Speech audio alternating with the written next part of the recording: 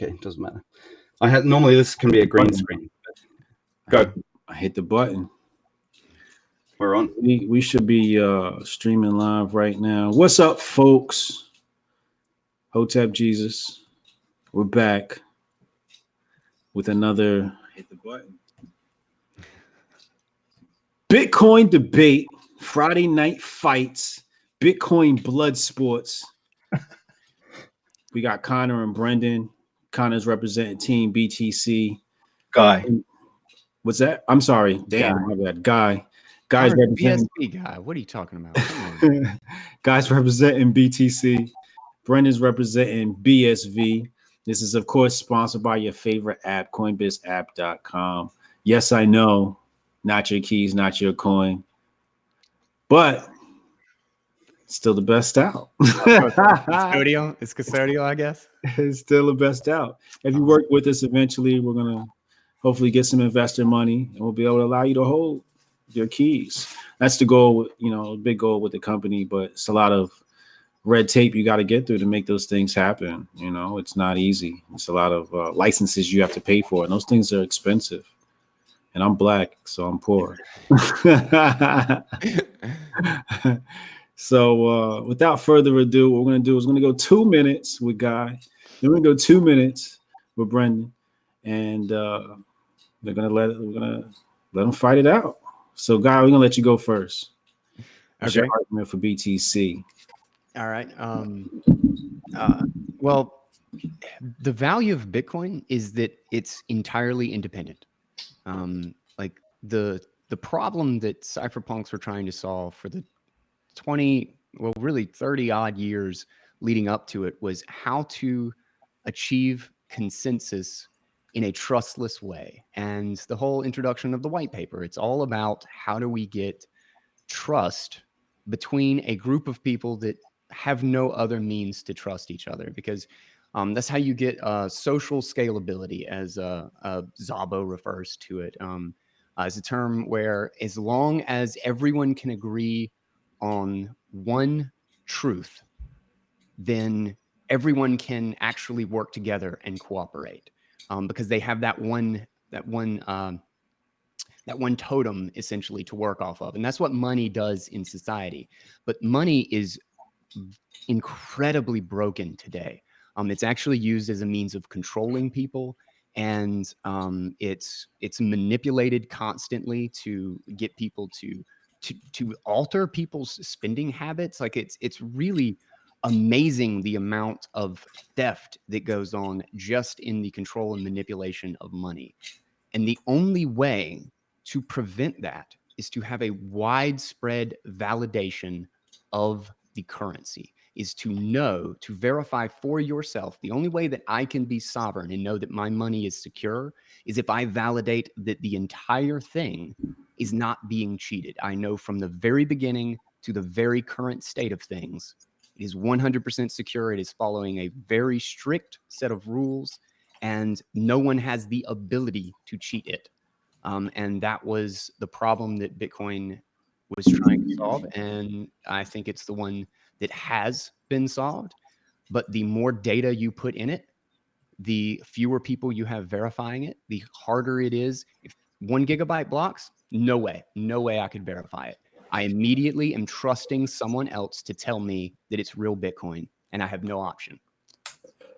Keeping the chain small, it's about creating a system that survives in the absolute worst case scenarios. What happens if a government puts up a firewall? What happens if they start censoring the port? What happens how do you get around a powerful adversary, all the people who control money in today's society, when they want to shut it down? Otherwise, it is not independent of those systems or those institutions. Otherwise, it is politically manipulatable easily.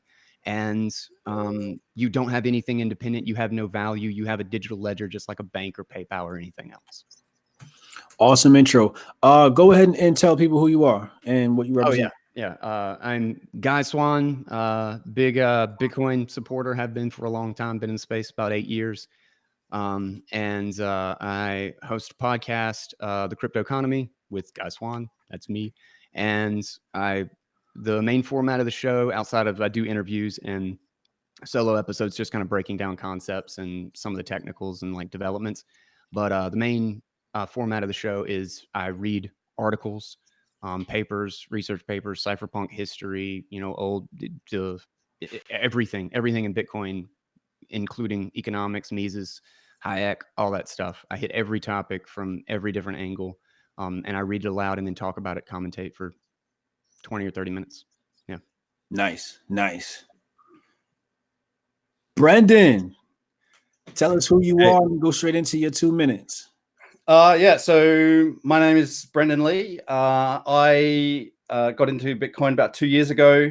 I developed a product for storing paper copies of your private keys with split, so you can store pieces of a key in different locations. Then I got into Tokenized, which is a tokenization platform for Bitcoin SV, which won a prize. They're pretty soon going to release their whole platform. I'm now working as a training and development manager for the Bitcoin Association, and also as the head of technology for a consultancy called Fire, where we do Bitcoin SV focused technical direction. So yeah, that's I guess my bio. But so for my 2 minutes, I just want to kind of try to just completely change the direction of the conversation. Like, we don't need to discuss ad nauseum what Bitcoin is and all this kind of stuff. But I think Bitcoin is like this gateway into this brave new world where like the identity that we keep in ourselves, who we are, can be extended into the digital realm. And so you can be you, and you can be public and be digital Hotep Jesus, or digital guy, or digital me. But you can choose how and where to share your data. So you can do whatever you want. You can store that in public, and you can choose to it's yours. You don't have to hand it over to anyone. You pay to write it to the ledger.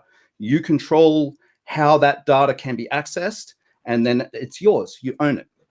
So it's part of you.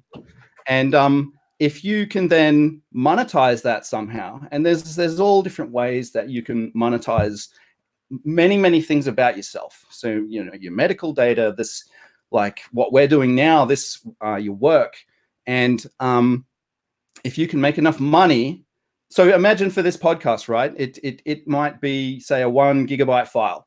If you can make enough money from people watching that storing it there pays for itself, you can leave that up there for the next 50 years behind a paywall, signed by you.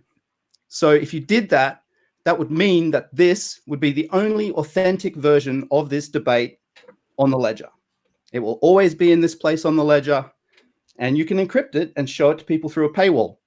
So if you can do that, so you put this behind this hour of like great entertainment, good learning content, whatever, make your brain bigger. You charge 5 cents, and it gets watched 100,000 times. It's going to make you 25 grand or whatever, like whatever the maths is. I think I've got that wrong, but it's probably 10 times what it costs to actually put that onto the ledger. And if it goes viral, set the price to 0.5 cent. Like, who wouldn't watch, like, even if they just watch the first 20 minutes for 0.5 cent, if that gets watched 100 million times, that's going to make you like $500,000. So, and you don't do it, you don't sell it as a subscription, you just sell it as a service. Watch this once and it's 5 cents, and you can do that today. So we do that with Streamanity. Now, those videos aren't yet being stored on the ledger, but that's, I believe that's coming soon, that you'll be able to save your video onto the ledger and have Streamanity then monetize that for you. So, and when you monetize that, what you can do is you can set it up such that when people come and watch it, it doesn't just pay Hotep and then Hotep has to do all the accounts. We could split 50% of the money 3 ways between me, Guy, Hotep. The producer can get some money. The streaming platform gets some money, and it all pays out at once, right? If you have to pay tax, you pay it out right there. And then you don't, so with Bitcoin, you have the freedom to do all of this stuff that's just going to make your life so much more efficient. And right, you don't need to verify anything but the stuff that you touch. you verify the things that you need to verify. So when someone gives you something, you can verify that. But you don't need all of the banking records in the whole world. I mean, holy shit. So Why the fuck do you need to know the cost of eggs in Nigeria to download a file? It's crazy. So you don't need the cost of eggs in Nigeria aren't on the blockchain. But are you saying they could be?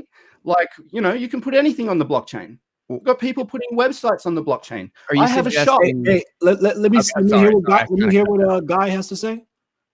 If you don't need to verify the money, are you suggesting that, like, you know, you don't need to verify the whole banking system? No, why would you need to verify the whole banking system because the whole banking use your money? Because you have no security. You have no security in your money if you cannot verify the banking system. How do you think? Why do you have the security of the whole mining network? Hold on one second. We're getting a little out of touch early now. We're getting a little out of touch early. When you say verify the banking system, what exactly are you trying to say when you say that, Guy? Auditing the Federal Reserve and the entire fractional reserve system. Like he's saying wait. Hold up. Let me finish. Think about it. You just figured it out, right? He's saying you have to be able to audit. Hold on, everybody hold on. Everybody hold on. Everybody hold on. You want to use Bitcoin to audit the Federal Reserve? No. Okay. All right. Tell me what you're saying. It's an analogy. Okay. I see what you're saying. Where are all the monies going? Yes, we will use Bitcoin nodes to verify the Federal Reserve. No, I get you. I get what you're saying. Yeah. It's an alternative global financial system, and one where the unbelievable fraud of the Federal Reserve printing $9 trillion off balance sheet, of the fractional reserve system that lends out multiples of all the money that they have reserved. So you have no idea what the value of your money is. So that in 10 years, the price of housing goes up twice. And you're like, what happened? Okay. Why did the price of housing get so damn expensive? Can I just ask a question here right now? Okay. So if you have all of these records, right? Mm-hmm. And I mean, the Federal Reserve banking records, you're not going to fit that on a home computer, right? You can't manage a country on a home computer. So why does every single person in the world need their own private copy to audit?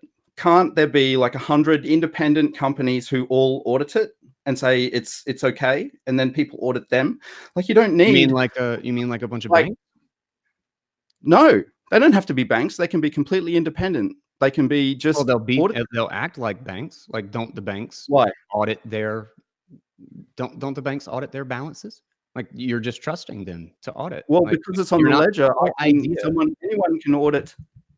Like, you can't audit. Nobody can audit a petabyte ledger. So, I mean, this whole requirement is ridiculous. I don't need to be able to audit every single bank in the world to have a shop. It's telling you that I'm going to use the one that I can verify. This isn't crazy.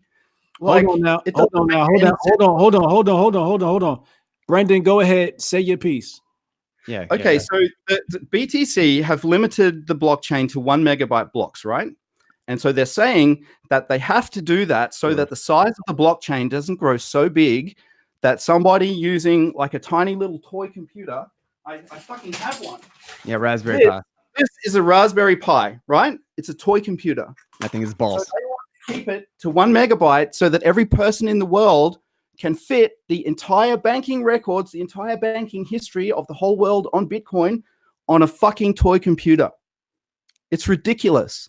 It's the monetary base for a new set of layered networks. It's like TCP. TCP/IP is like a gig, right? Like, it's been solid as a rock since 1978 or something like that. Yeah, and you know what? Barely a gig of information. Brendan, you can't cut him off. Calm down, man. I'm not calling you stupid or anything. Just hold on for a second. The TCP/IP has been solid as a rock for 20 or 30 years. However, 40. I can't do the math. And it's literally like a gig. And what it allows you to do is create a connection layer where you can stack new layers on top of it. And that allows you to get a literally limitless amount of complexity and additional systems to build on top of it. You do TCP/IP, then you do HTTP, then HTML, et cetera, et cetera. You get these the communication layer, the protocol communication application, all that good stuff. Everybody knows the OSI model, but what it allows is, if you have a foundation that is completely solid, easy to verify, that you can have a router that holds the entire internet routing table, well, then you can connect to anywhere in the world. And it is very difficult to censor, even though there have been limitations. And obviously BGP routing has its limitations and vulnerabilities, but it's the only way to actually scale increasing complexity. I don't see any feasible way to do it without layers. And if the monetary base is not secure, you have nothing. It's all just digital points. Anybody can edit it on any computer. If you're just trusting the stamp, like, that's how gold failed. That's how gold failed as a currency, is we lost the ability to audit it. And instead we trusted the bank stamp on our notes that said, promise you, this is gold. And it turns out that it wasn't the case. Are you saying that BSV won't be able to verify these transactions, and why? Because there's too much information. There's if You're saying there's not enough people, there's not enough connections being made to verify that information. You're saying the pool of verifiers in Bitcoin Core is so large that we're making sure nobody can cheat quality. Yes. Right? And you're saying that kind of like the lack of liquidity also in BSV. Is that what you're saying? There's just so many degree, but I think that's just a consequence. I think that's just comes down the road. Yeah. Correct. Yeah. From not having enough people connecting to it to verify it. And then having bigger blocks, the bigger the block, the more sparsed out everybody's going to be. The base concept of the security model is that just one last thing. I'll let you go. Fair. The base concept is that everyone watches everyone else, so that there is no one in a position to cheat. Right. And the only way to do that is if everybody is verifying all the data. And in doing so, you create a money that is a ledger, a banking ledger that is more secure than any other in the entire world and is absent of political jurisdictions. I get it. Yeah. I get it. So Brendan, so you're saying that what he's saying, what's your rebuttal? Okay, so the first thing is, like, you talked about TCP/IP. So I don't know. Hotep, you said you do a bit of computer science. You'd know TCP/IP is one of the foundational protocols of the internet, right? So you have internet protocol, which is how IP addresses work and how basically all information is routed on the internet in the whole world. And TCP/IP is a layer that sits inside internet protocol, right? So now, the fundamental place where the BTC guys get it wrong, they say, oh, BTC is going to be this foundational thing. Well, you can only make that the foundational thing if you can build inside it. So IP fits inside TCP/IP, right? When you move everything up onto like the Lightning Network, you don't do anything on Bitcoin. So what you have to do is you have to scale Bitcoin. So a second layer does not move everything somewhere else and do something completely different and then come back here, right? It works on top of the foundation. So everything goes inside Bitcoin protocol, and you can only do that if you have a network that's capable of routing and handling huge, massive amounts of data. Now, we can do that today, like Google data centers, they handle gigantic amounts of information, and this is going to be all for profit, right? So a router doesn't need to know the entire internet structure, and it couldn't. Like, that information fills a warehouse, right? You can't expect everybody in the world to, like, that information is not going to condense down onto a little tiny thing that fits in a toy. So right? so about his point of what he was saying is that there's more people verifying these transactions. Is that true, or is that irrelevant? It doesn't matter, because the only people who need to verify the transactions are the ones who are writing the ledger. And those are the miners who do the proof of work that makes the blocks on the network. Okay? All this other stuff, these toys, they hang off the network. They don't do anything, right? If the guys in the middle go away, the network stops. Everything ceases, right? Right. So you don't do anything. So the other thing they're doing is they're telling everyone, right, you have to go out and you have to buy a toy. And you go and you look and they have them in these elaborate setups. They have other little boxes that strap on top and do shit. And so you have to go and spend your money for something that will never, ever pay you back. This doesn't make you any money. It just costs you money. It sits there and it bleeds your internet and it bleeds your electricity. Just like a router. It doesn't do anything for you. There is no benefit monetarily. So Guy's point. So I'm just trying to help you. I'm just trying to help you out here to make sure we just stay focused on the point.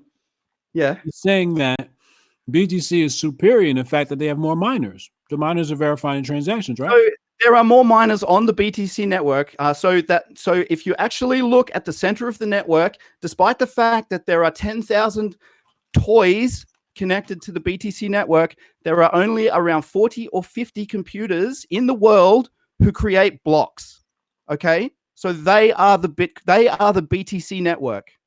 This is a fucking strap. Is that true, Guy? Is that true? No.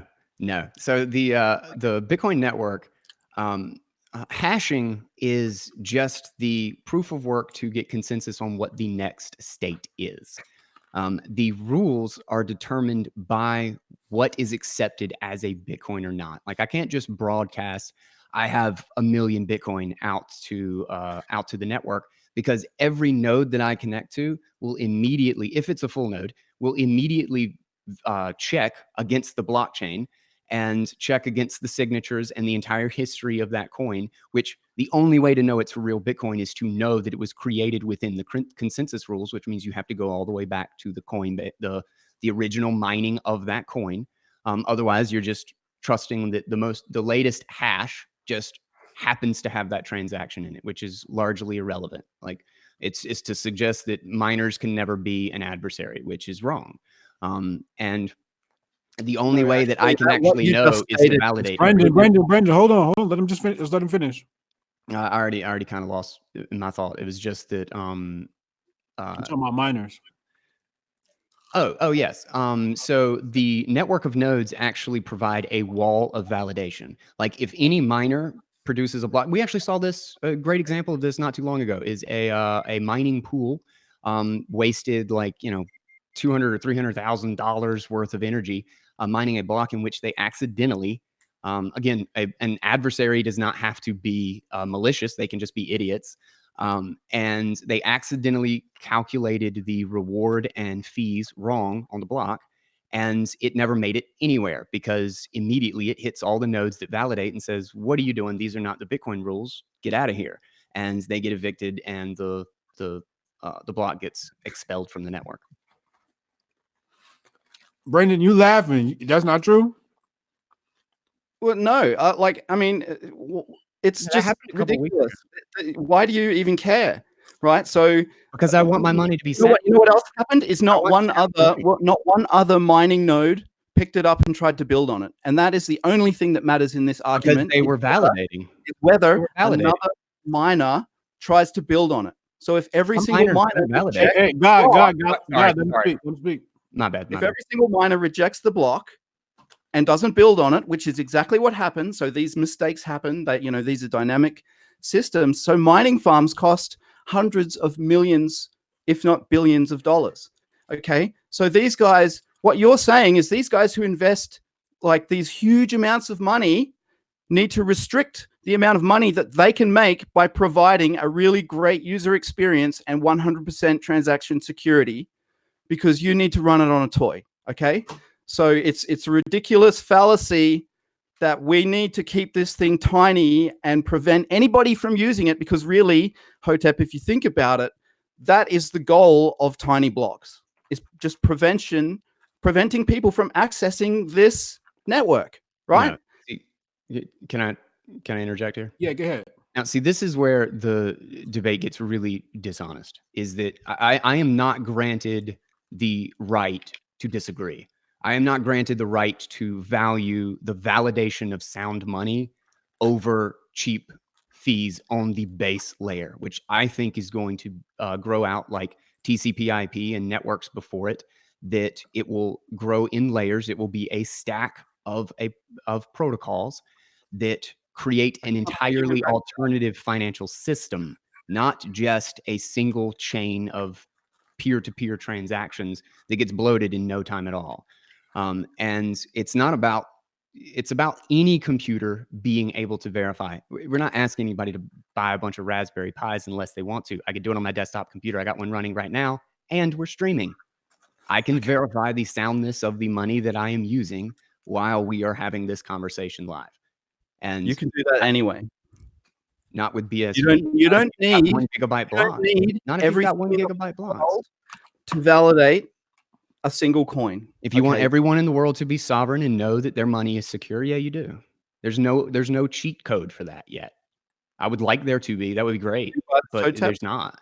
like, honestly, do I need to keep convincing you that this is complete BS? It's not so much about convincing me. It's more about what he's saying. Honestly, I'd rather more talk about what he's saying. It's more about what he's saying is quite valid, and I haven't heard a direct rebuttal, right? So he's saying they have more people verifying, period, right? That's what it comes down to.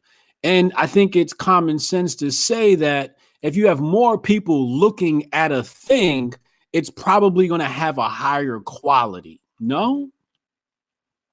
I don't see how it can have any quality at all if it is completely unable to be used by anybody, right? Oh, so what you're So- all right, so let's stop right there. What you're basically saying is that it doesn't matter what BTC does, it's just garbage because nobody can get on it. If you try to connect 1 billion people to this, it doesn't take a genius to figure out that it doesn't fucking work. Everybody's not connecting to the same Raspberry Pi. That's the great thing about the network. If it's a No, decent, but everything that everybody does. Hey, hold up, Has time to out, be hold up, good time out, at time out. right? We gotta go to commercial break. All Brandon, I need you to drink some water.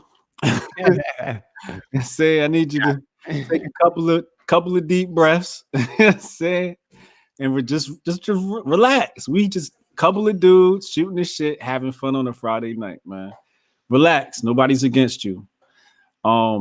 We just want to understand. That's the people just want to understand. So coinbaseapp.com, you already know what time it is. If you got a question, you want to jump in this debate and ask somebody some questions, just hit a super chat. That's all it takes. We good, Brendan? Yeah. My man. So yeah, so what I feel like is he made a valid argument, and I don't want to say you deflected, but I don't feel like that point of saying that it doesn't matter is clear. Like, can you make it clear why it doesn't matter? Are you saying that all of their 0% of their miners can verify a transaction? So you can verify a transaction with this, right? So I can have my wallet that runs on this, and Right. my wallet has my information. So when I make transactions onto the blockchain, those transactions can be stored on here, right? Right. And I can remember that that's my transaction. And when I go to spend some money, I have the validated. So when someone sent that to me, I've put it on here, and I know that that's valid money. Nobody has spent that. Right. And so when I pay it to somebody else, We get all that's that. valid, Right, we right? get So all that. I can validate all of my own stuff. Right. We're talking But- about validating. We're talking about validating the banking system, though. We're not talking about validating our own transactions. We're talking about validating the banking system. Everybody in the whole world is validating their own stuff, and No. We're talking about everybody in the world. You see, here's what I like about what Guy said to me. It sounded like what this dream of some democracy. This actually sounds like some democracy shit that could actually work, because normally democracy is communism. But if everybody can connect and validate what the fuck the Federal Reserve does, that sounds sexy, right? So they can still do that, right?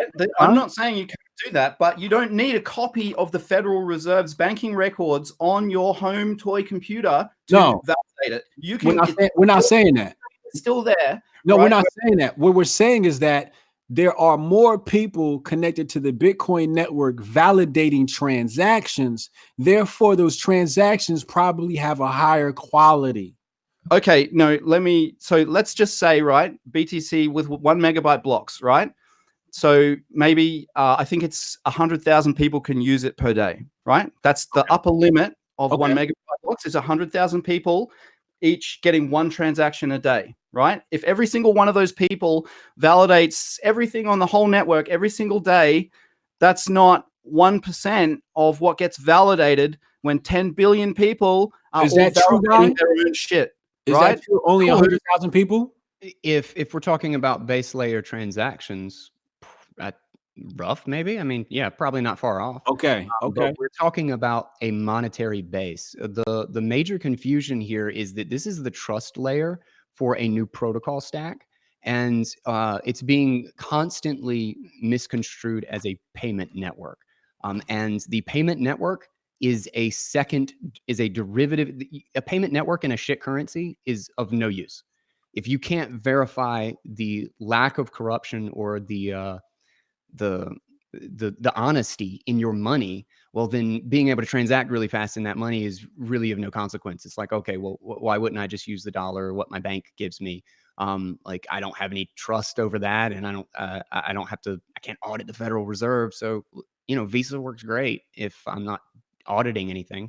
So, Yeah, so, sorry. so he said it's only 100,000 people that can actually verify these transactions. So, Oh no, not Yeah, 100,000. only 100,000 people can even make transactions, right?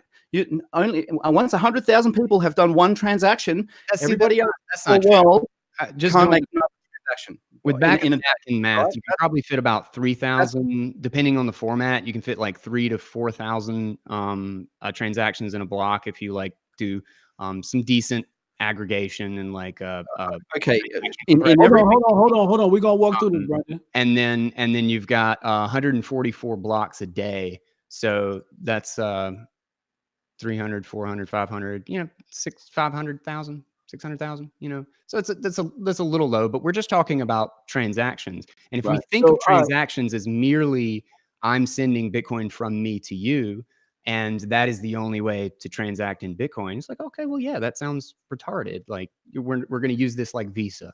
And it's not, it's a monetary base. It's about a trust layer for creating new networks. And because the Bitcoin transaction is contractual, like so let's put it like this: the Bitcoin network has a ceiling. It has a ceiling at the base layer. at the base layer. What does that mean at the base layer? What happens at the next layer? How do you create the next layer? Well, it's something like can't. side chains, state chains, the Lightning Network. Basically, you Okay, create a Lightning Network. secondary system, Secondary a system, secondary network which has nothing to do with the protocol at all. that it tailors to it. Like it It's settles an add-on. on the monetary base. It's an And you- accessory. It's an accessory. It's an add-on. Let's be honest. It's not the protocol. Well, just like HTTP is for TCP. Like it's an additional layer. Like you can write a contract to No, they're not create similar. network connections, to create a live network. Like Lightning Network is a decent example. A sidechain is Lightning Network's just a glorified escrow account. Can I make a comparison to the Lightning? That's almost fair. It's a full reserve escrow account with insurance contract and a punishment clause, so that anybody that can that wants to revoke the agreement, they can. Yeah. And it's Do you have anything to say, Guy, about the guy who lost 4 Bitcoins in his Lightning channel the day before yesterday? Oh yeah, we know about the tragedies of Lightning Network. If anybody doesn't know about the tragedy of Lightning Network, they probably should. Actually, now you probably should be watching this debate if you're new. You want to learn. But yeah, there's been some tragedies with the Lightning Network. That's a great point, Brendan. Can I hold on? make Hold on a second. As we all know, this started off with me trying to learn. So I just want to walk through this thing, right? So we have a ceiling on BTC, right? There's only a certain amount of transactions you can do a day, right? So that means that we're still going to have a minority out of the 7 billion people that occupy this planet govern this thing. Cool. I get it. Brendan, does that make sense? Is what I'm saying making sense? That's basically the crux of it. Yeah, this Bitcoin can only affect 100 or whatever it is. So whatever Guy said. So let's be generous. Let's say 1 million people can use Bitcoin. Yeah. Only 1 million people. Bitcoin can only change the lives of 1 million people in this world. Right. Okay. Interesting. Guy, rebuttal. So the base layer is It's Oh, about BTC, I should say. I didn't mean to say Bitcoin. of Bitcoin, yes. And it's a data limit. It is an ownership layer. It's not the payment layer. You can use the security every 10 minutes right now. You get a roughly like I can't remember. I didn't do the math recently, but it's like $110-ish thousand worth of transaction finality. And that means that your transaction, like a $5 transaction, that's like using a tractor to carry your groceries. Like that's an unbelievable amount of security for a tiny transaction. This base layer is about it's like branches on a tree. Just because you have 3 branches doesn't mean you can't have a million leaves on that tree. And that's how we get this increasing complexity, is that we extend the unbelievable trust and verification. I mean, nobody transacts on the Federal Reserve ledger, right? But it would be great to audit it, because then you can have other systems that pair off of that, so that you have ultimate security in what your money is. And that is what it's about. It's about sound money. Oh, and one other thing is that I'm not sure if this was just a misspeak or misunderstanding. I'm really sorry. Someone's just come to my door. I'll have to go and just. I'm going to say the same stuff I've said a million times. But that. Oh, you said only a million people can use it or something. That's if they're transacting on the base layer as if it's their payments. Like, for instance, Lightning Network is not a wonderful thing right now. Like it's absolutely beta. I'll address the 4 Bitcoin thing in just a minute. But the verification, like the proof of the monetary base, has no limit. Like everybody in the world could run a node, and it's about making sure that anyone can verify it. It sounds like I'm just spitballing here, but it sounds like you'll need a layer before the base layer to verify transactions with BTC protocol, right? A layer before? Like if you wanted to do transactions, right? Because the base layer is not built for transactions. That's what you said, right? It's not built for consumer, like that's what I'm saying, right? Consumer everyday transactions. It's not built for that, right? But every transaction is settling like 1,000 other transactions. Right. It's absolutely built for every kind of transaction. Like you should be able to do trillions of tiny transactions every day. Every single Twitter like, every single video watch, like every single interaction you have should have money attached to it. And that should be inside the protocol on the base layer. Sure. TCP, you were not interested in verifying the soundness of the money. Fit inside Bitcoin. They don't go on their own network and steal like the activity from the network. You're basically saying the whole world is going to put their layers on top of Bitcoin, like some little man with tiny legs carrying the whole weight of the world. little 1 megabyte legs, his little fucking toy computer legs. Well, what happens when they collapse? It just doesn't work. No, you're talking about like fuck. So okay, can I contrast this? So I worked at Tokenize. We developed a layer 2 protocol for Bitcoin, and so let me explain how that works on Bitcoin SV. Wait, on Bitcoin SV? Why? I thought you just put everything on the base layer. Yeah, you can put everything on the base layer. Why make a layer 2? So the layer 2 goes inside the protocol, right? So tokenized, every single tokenized transaction has a piece of data that tells you what a token is doing, right? So you're moving a token, you're changing it, you're doing whatever to a token. That goes inside a Bitcoin transaction. And in fact, every time you do something to a token, it creates 2 transactions on the ledger. And those transactions cost like tiny hundredths of a cent, right? And that's what it's meant to be able to do, to enable you to take the value of the real world and to put it inside tokens and exchange those between each other, right? On the base layer as a second layer inside the Bitcoin protocol, okay? Not on another network, not I'm going to send my money off and maybe lose it and I better have a watchtower. Like, what is this shit? It doesn't work. It flat out doesn't work. All right, so we got a question for you, Brendan. Yeah. Matthew Erickson, he said, is Brendan saying you don't need to verify everyone else's transactions as long as you can verify yours? Exactly. BSV is a network that's verified by its nature, question mark.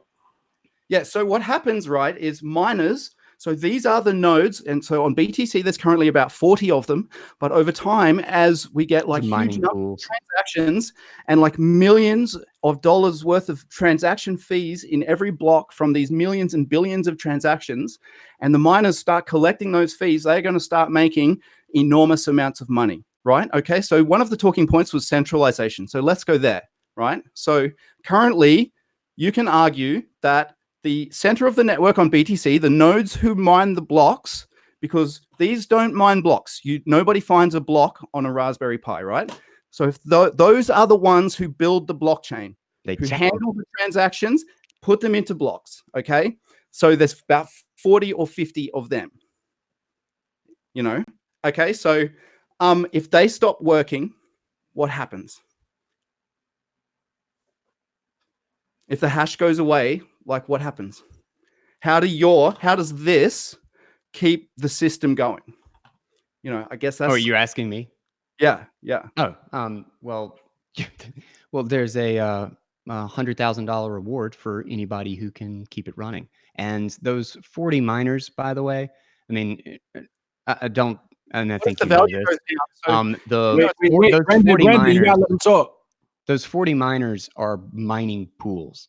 Like Slush Pool released the data as to the miners inside their pool. It's a collection of tons of people like me in my house running, 2 ASICs or something, like just dedicated machines that cost like $1,000 or so. And they pool their resources because it gives you a higher probability. It's like splitting a lottery ticket with a bunch of people, right? So those pools are not one machine. They are one server organizing hundreds, probably thousands of other machines. I think Slush Pool had at least a couple of hundred. I can't remember exactly, but they're one of 40-ish pools, machines, right? They don't validate the blockchain, right? Do what?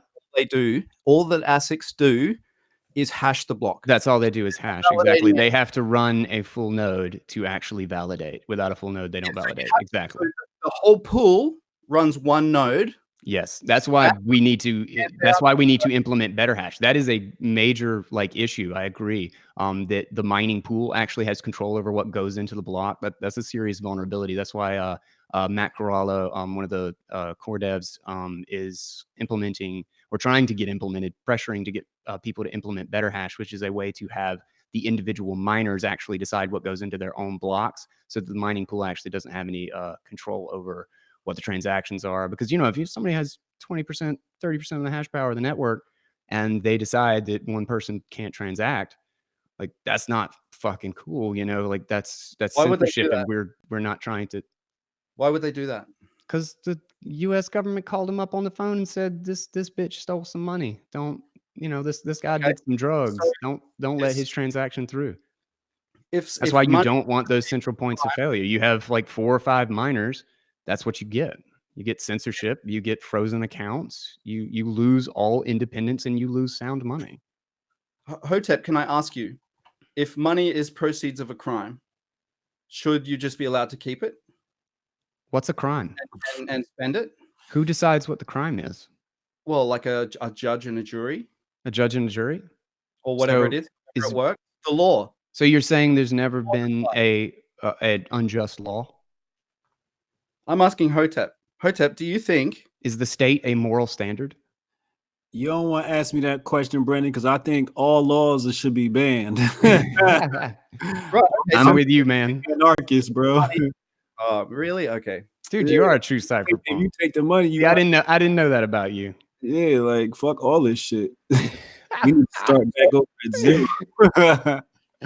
If a company steals another company's Control money, F, highlight all, delete. Another country's money, they should be allowed to keep it. You said if one country steals another country's money? If anybody steals anybody else's money. Yeah. I mean, every day, that would be nice, but the greatest amount of theft that's happening in the world right now is from someone having we're the here authority to print the money. Hold on. Sorry. from stealing our future by inflating. Hold on. I get what you're saying, Brendan. You worrying about, a nation potentially losing a lot of wealth. I totally get it. It's a very valid response. But you're saying that, what he's saying is because you have nobody verifying these blocks and putting these blocks together, what in BSV have you changed? Have you fixed that problem in BSV? Well, so what we've done in BSV is we've said that miners in the future must Now, not in the future, right now. Sorry? Does it have the same vulnerability in BSV? I don't think it's a vulnerability. But you just said it was a vulnerability for BTC. Now it's not. So that's the way it works. So the vulnerability with BTC is that everybody thinks that. Small blocks are an attack, right? They are a social engineering attack. Well, let's rewind. See where this dishonesty comes in. Like, I'm being completely legit. Like, this is about validation. We have a difference of opinion of what the highest use case for a digital money is. And I think only people who need to validate every transaction are the ones who are deciding whether or not they will build on top of it. Brendan, it's the people who are deciding whether or not they are using a safe money. It's everyone. I should have the right. I have the right to validate my money, and I have the right to choose just the one that I can validate and no other. Let's not go backwards in the argument. Let's stay right here. Let's stay right here, right? All right. So people have to verify the transactions, right? There's only a pool of certain people who could be communists in BTC, right? There's a potential commie takeover. BSV, from where I'm sitting, has the same problem. Has the same exact problem. What's the problem? The same problem you said. They said the miners do not verify their blocks. The miners verify every block. I'm sorry, they're running a full node. Miners typically do verify blocks. The people who connect to a mining pool often do not. They just verify. Miners would never build so in the mining pool. Okay. In a mining pool. Yeah. The pool. So there's a lot of people in this pool of these mining pools. There's probably they're in the minority, right? So there's the potential for control in these mining pools. Yes, it's one node decides what everybody in the pool for every coin. I get it. So there's no mining pools in BSV. Yeah, there are mining pools in BSV. Yeah, like two of them. How are you different from BTC? I don't think a mining pool is a vulnerability. A mining pool is if they're deciding what's valid and what's not. The node that sits in the center of the mining pool is the most important piece of the puzzle, right? So when we get to the future, when we have the world's commerce running on Bitcoin and we have 1 trillion transactions an hour running through the network, you need capable computers. Like, these need to be ginormous machines, right? With huge network pipes coming in and out, big storage, like these RAM, like tons of it. Like, these are huge machines. Okay.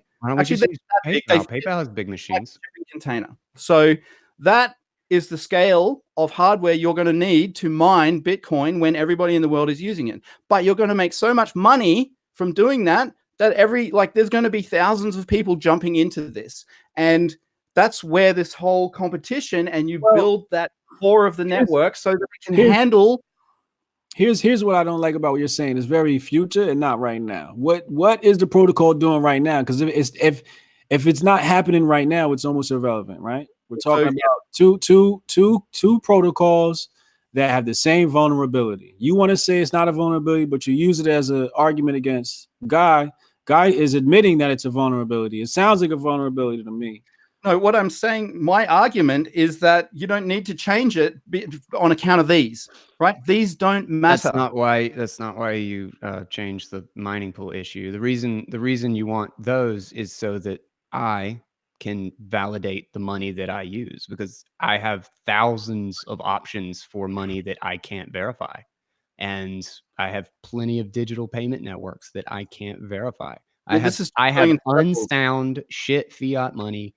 You can validate money that you handle with this. You do not. That's not important. If I don't know how much is being printed by the one guy who has the authority to counterfeit the currency, I don't know anything. I don't know the value of my money. I don't know the value of my money. The ledger is still there. I'll give you an example. Brendan, hold on. I give you an example. So Bitcoin Private forked off from Bitcoin, and they had plenty of miners stamping blocks away, and they were attempting to create a layer of or create privacy at the base layer, which is another concern for Bitcoin, is that it is not private enough.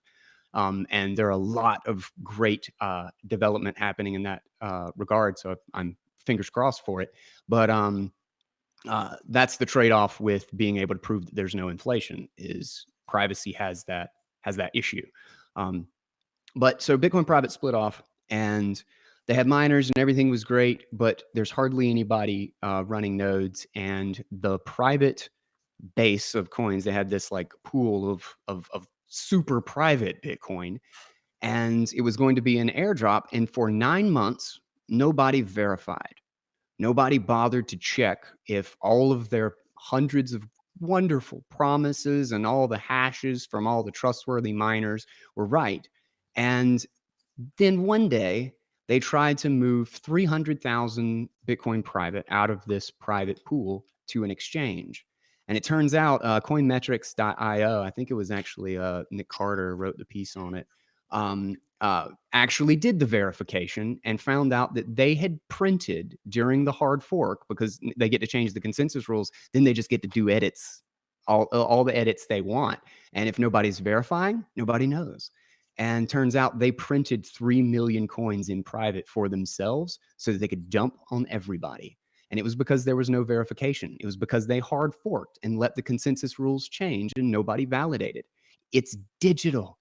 Everybody can edit this shit on all the computers. Just because you stamp it with a hash doesn't mean shit. I'm not going to trust it. I'm not going to trust Bitcoin Private just because they got hash stamps on their crap. Like, they've got 3 million coins that they invented out of thin air. So if I can't verify the money, it's not secure money. It's just digital points. I should just might as well put it in a text edit file and just say I've got 1 billion Bitcoin, because that's what it's good for. Brandon, you got anything to say on that point? I think everything he just said is horseshit. About the Bitcoin Private stuff? Yeah, That was I don't real. think it matters at all. It's just a distraction. Well, that's just an example. You said hashes secure the currency because you can just trust the miners. Here's a clear example that you can't do that. Happened So 2018, 9 months, nobody verified. And a hard fork is what allowed them to print the 3 million coins. Is a Like, blockchain. it illustrates a lot. It illustrates a lot of great stuff. The dangers of a hard fork. It's the only place that you can actually alter the consensus rules. The dangers of not validating because you don't know if there's sound money, and the fact that you shouldn't trust the miners. All right, let Brandon go. Let Brandon go. Okay, sorry. Yeah. Okay, right. So here's a tiny blockchain that probably no one uses. Maybe a couple of transactions a day.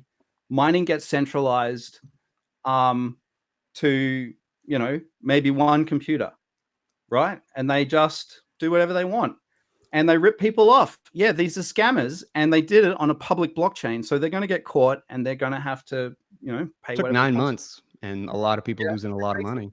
And the whole It thing takes- is up in So smoke. on BS, Cut him off. Cut him off. Let Brandon talk. Let Brandon talk. Sorry, my bad. like if you have all of the activity of the whole world happening on one network, that is a lot of scrutiny, right? So everybody is looking at their stuff. Everybody is looking, like, everybody can see. Anybody can go and look at it. So here's the fallacy of your argument. You're saying everybody has to have a copy of it. But why does everybody have to have a copy of it when you're free? It's right there. Like the ledger, there are copies of it. You can go onto a block explorer and see exactly what's going on. See exactly. And so everybody can still see what's happening. But you don't need a copy of it to do that. You can still audit the Fed, and it doesn't, you don't need to restrict the potential of everybody in the world from being able to use this transformative technology. So is that true, Guy, that I can verify these transactions on the blockchain without being one of these miners or something like that? No.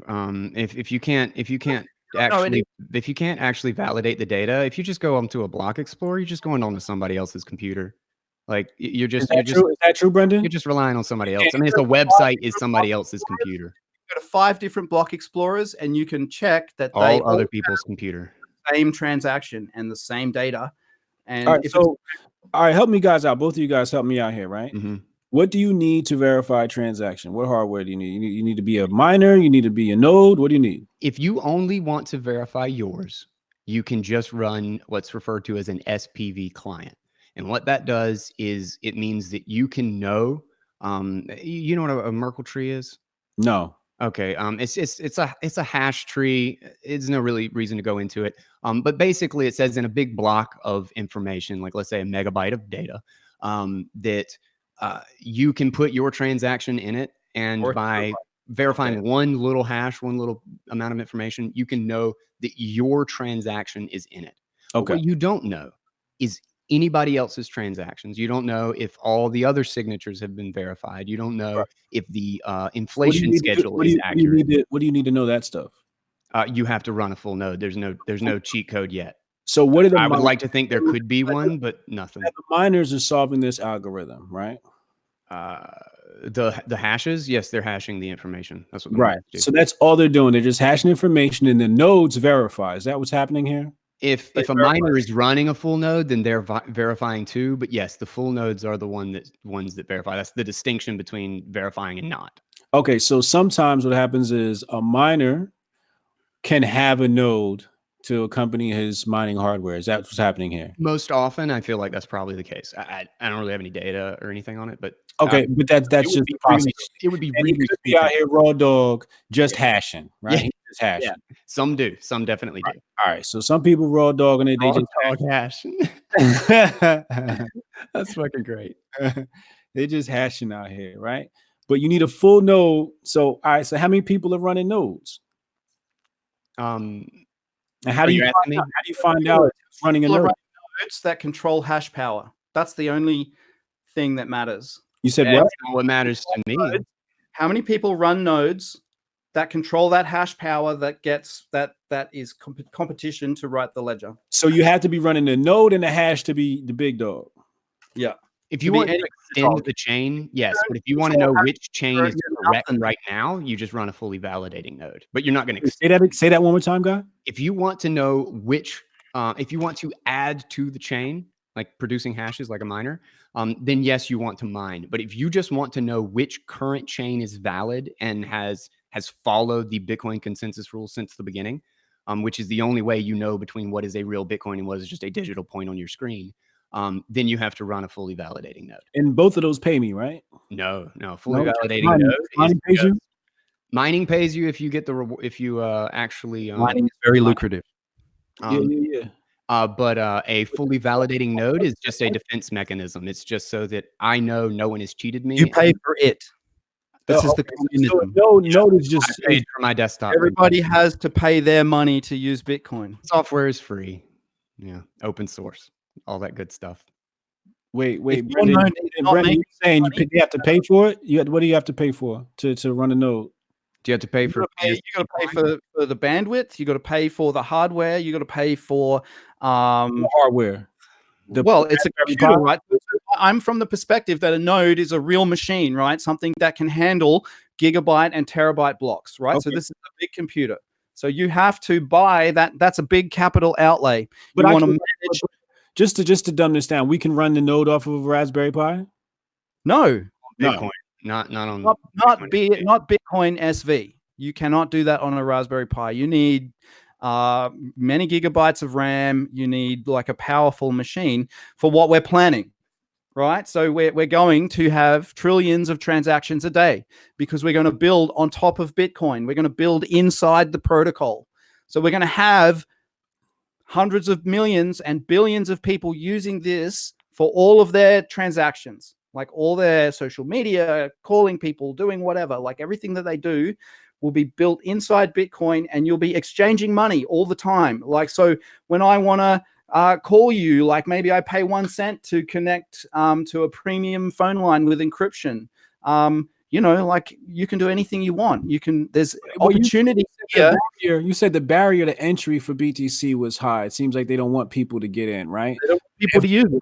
If I can load on a Raspberry Pi, it seems like the barrier to entry is low. Am I wrong in that thinking? The barrier to verification is low, so that no one is disallowed from verifying that the money is perfectly sound. That is the key. Okay, That is so that is the underlying principle of all of this. the I know difference my money is sound. the difference of vision is that they're saying you have to pay for one of these, and the I only don't have thing to that pay for one of those, man. I have a great computer sitting right here, and it's doing it right now. Right. I You have paid to for pay one of those for for it. You fun. have to pay for a computer, right? That you have to run. You have to have a computer to use any of this. We're assuming people have a computer, Yeah, right? people. Everybody's got a computer. Everybody, Right. Can So- your computer verify, or are you trusting someone else to tell you your money So is now safe? I mean, this is just, I don't know why we're wasting time on this. There's much more interesting shit we can be talking about. Like, because I'm I trying. think this is the core of the value argument. I'm trying to understand. You know, And this Like, is the so- core of this is the core of the disagreement too. This is where the BSV Bitcoin disagreement is. let me frame it like this, right? If I took this, what I can do is I can put a wallet on this, right? And I can put my transactions. And so when I do transactions, I can store my stuff on here. So if I put data on the ledger inside a transaction, I keep another copy here. Then I can have a piece of software on here that allows me to do useful stuff with that. Maybe even stuff that makes money. And I can do that on this device, right? But if I have the burden of having to have a copy of every single transaction in the whole world and having to verify that Raspberry Pi. to do anything with this, Right. this is wait, this I is get it. I totally get it. No, That's- we totally get it. We totally get it. That's But- why we want to move to a layered system where you don't have to store all the transactions. You store the monetary I have to base that secures all the transactions. So it's Hotep, just it's not a difficult concept. have you if seen you the can- Casa model product? What? Have you seen the Casa node, the Lightning node? It's another product that they No. sell on Lightning. Okay, It's so fun. yeah, okay, Guy, can you describe a Casa hodl to Yeah, Hotep? it's a Raspberry Pi that just runs a full node so that you can, you secure that you've got your own money, and So it lets you play around with Lightning too, even though it's in beta. So what They is- warn everybody, like, don't put a lot of money on it. I can't believe somebody put 4 Bitcoin in channels right now. There's not even the static backups aren't complete yet. So let's say I got $100 in Bitcoin, right, sitting on my Mhm. Raspberry Pi. What is it verifying? It's continually verifying those same coins. It's continually verifying that no one has cheated you in the financial system. Like that Is there anything based finality off to it, though? of that monetary base Yeah. is completely secure by you have whatever portion of the 21 million coins that you have, Yeah. you have that hands down, no questions asked, and nobody else in the world. So it's continually checking to make sure that's there. Yes. Okay. Every 10 minutes, there's a new block coming in, and it verifies that, again, none of the rules were cheated. Again, nobody spent coins that didn't have the signature. Again, the inflation schedule wasn't cheated, et cetera, et cetera. The whole consensus rules, everything that makes a Bitcoin versus just And Brandon, digital you shit. shaking your head. I just think it's funny, man. Like, honestly. Think it's funny? Yeah. Like, okay, so you've got Bitcoin, right? And you have to keep that so restricted that you have to pay for one of these to have your Bitcoin. But don't worry, we're going pay to for one of those. I did it for fun. I did it because I like it. It's got a really kind of cool interface. It's a decent wallet. In the future, we're going to need a supercomputer for BSV. Well, no, but you don't need the supercomputer. You only need this to use BSV. You just right? trust don't somebody need- else's supercomputer. Well, you can. So you keep all of your transactions on this, right? Like, you don't need to know everybody else's stuff. So I get it. I lost my train of thought there. Sorry, I kind Basically, of interrupted. So here's what I'm saying. What I'm saying is BSV wants to make this thing the new Okay, new- my point. So you got this. So imagine I've got my BTC full node, right? So I've got my Raspberry Pi. Now, to use the layer 2, which is going to make my life much easier and save me money, I have to go and buy another node, a Lightning node, which I put on It's top just of this, software. You could do it on your phone. I got a Lightning node on my phone. or I have to then I have to take my Bitcoin and I have to give it to that somebody else via this machine, right? Give it and to that's somebody what I else. have to do. So I have to go and give it to a bank before I can use it. Wait. That's What how are you talking about? What are you talking about? So when I have to open a channel, right, to a liquidity provider on the Lightning Network, I have to give them my money and say, hey, I might want to spend this money. So that's how this guy lost his money, right? He set up a liquidity channel with 4 Bitcoins in it because he was hoping that people would use his channel and he can cream like a Satoshi off the top of each transaction and somehow make money. But what happened is his node failed and his Bitcoins got locked in a smart contract that he can't retrieve. And now he's lost all of his money. That never happens on BSV because we don't need to use bollocks like the Lightning Network. So the whole 4 Bitcoin thing, again, this is beta software.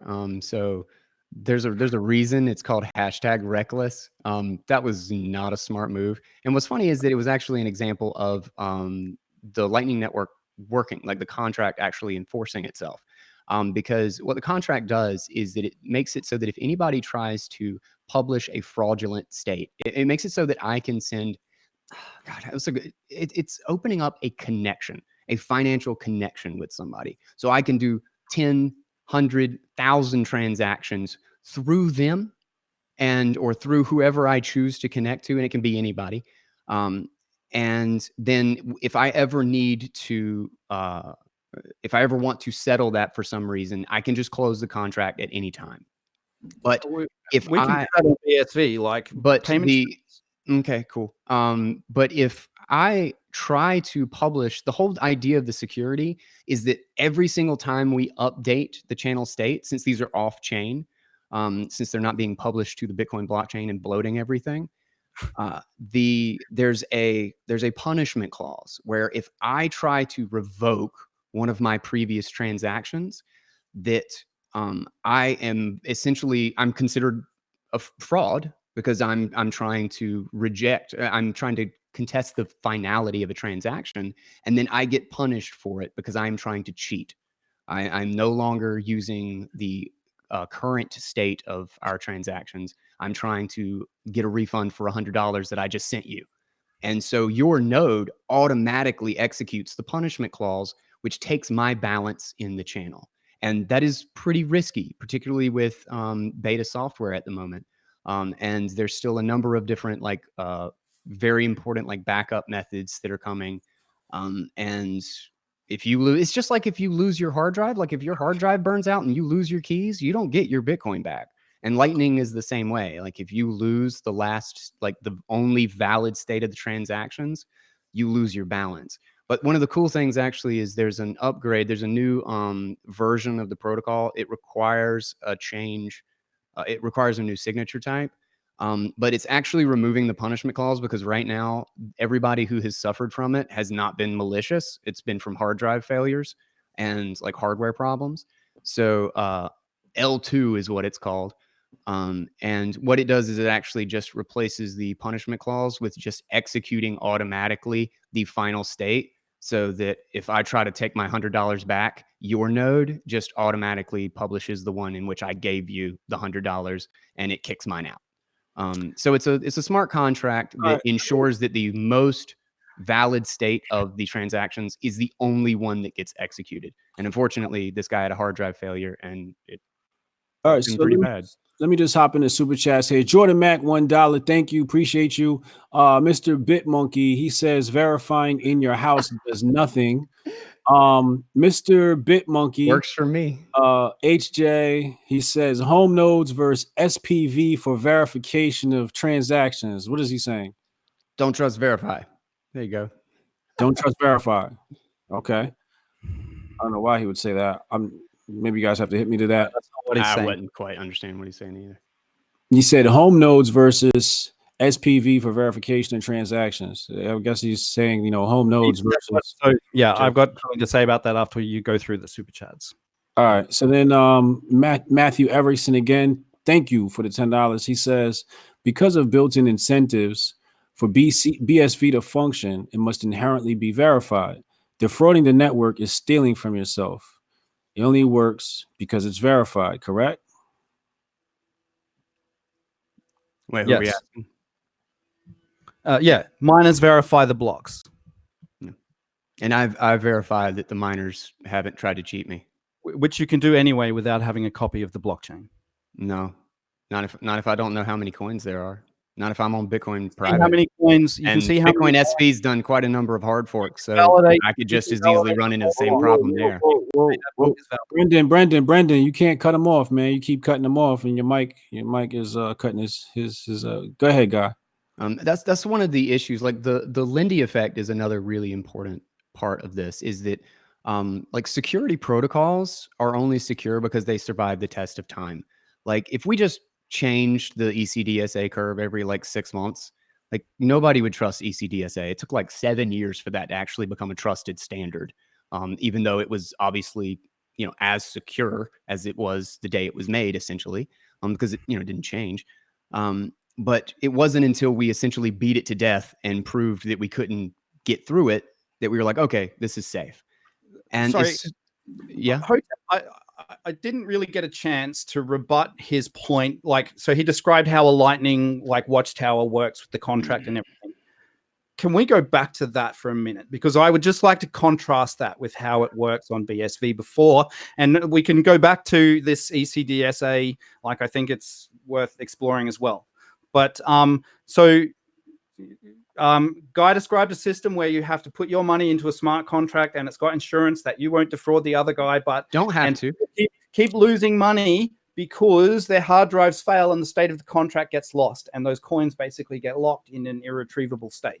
So to contrast that on BSV, when I want to receive money from somebody, I simply give them a payment script that they send money into. And when they send that money to me, I reach out to a bunch of the miners who created the blocks in the blockchain. And I say, are these transactions valid? And they all respond, yes. And I go, great, this guy is giving me real money. There's no chance of me losing that money through my own hardware or whatever failing. Like I just basically... if your hard drive fails and you lose your key, it's gone. I can have a backup of my keys on paper. It doesn't even need to be a mobile device. I only need a mobile device or whatever. You only need a mobile device for... Hell, you can run a full node on a mobile device now. You won't be able to run a full node when more than like a handful of dropkicks are using this. Dropkicks?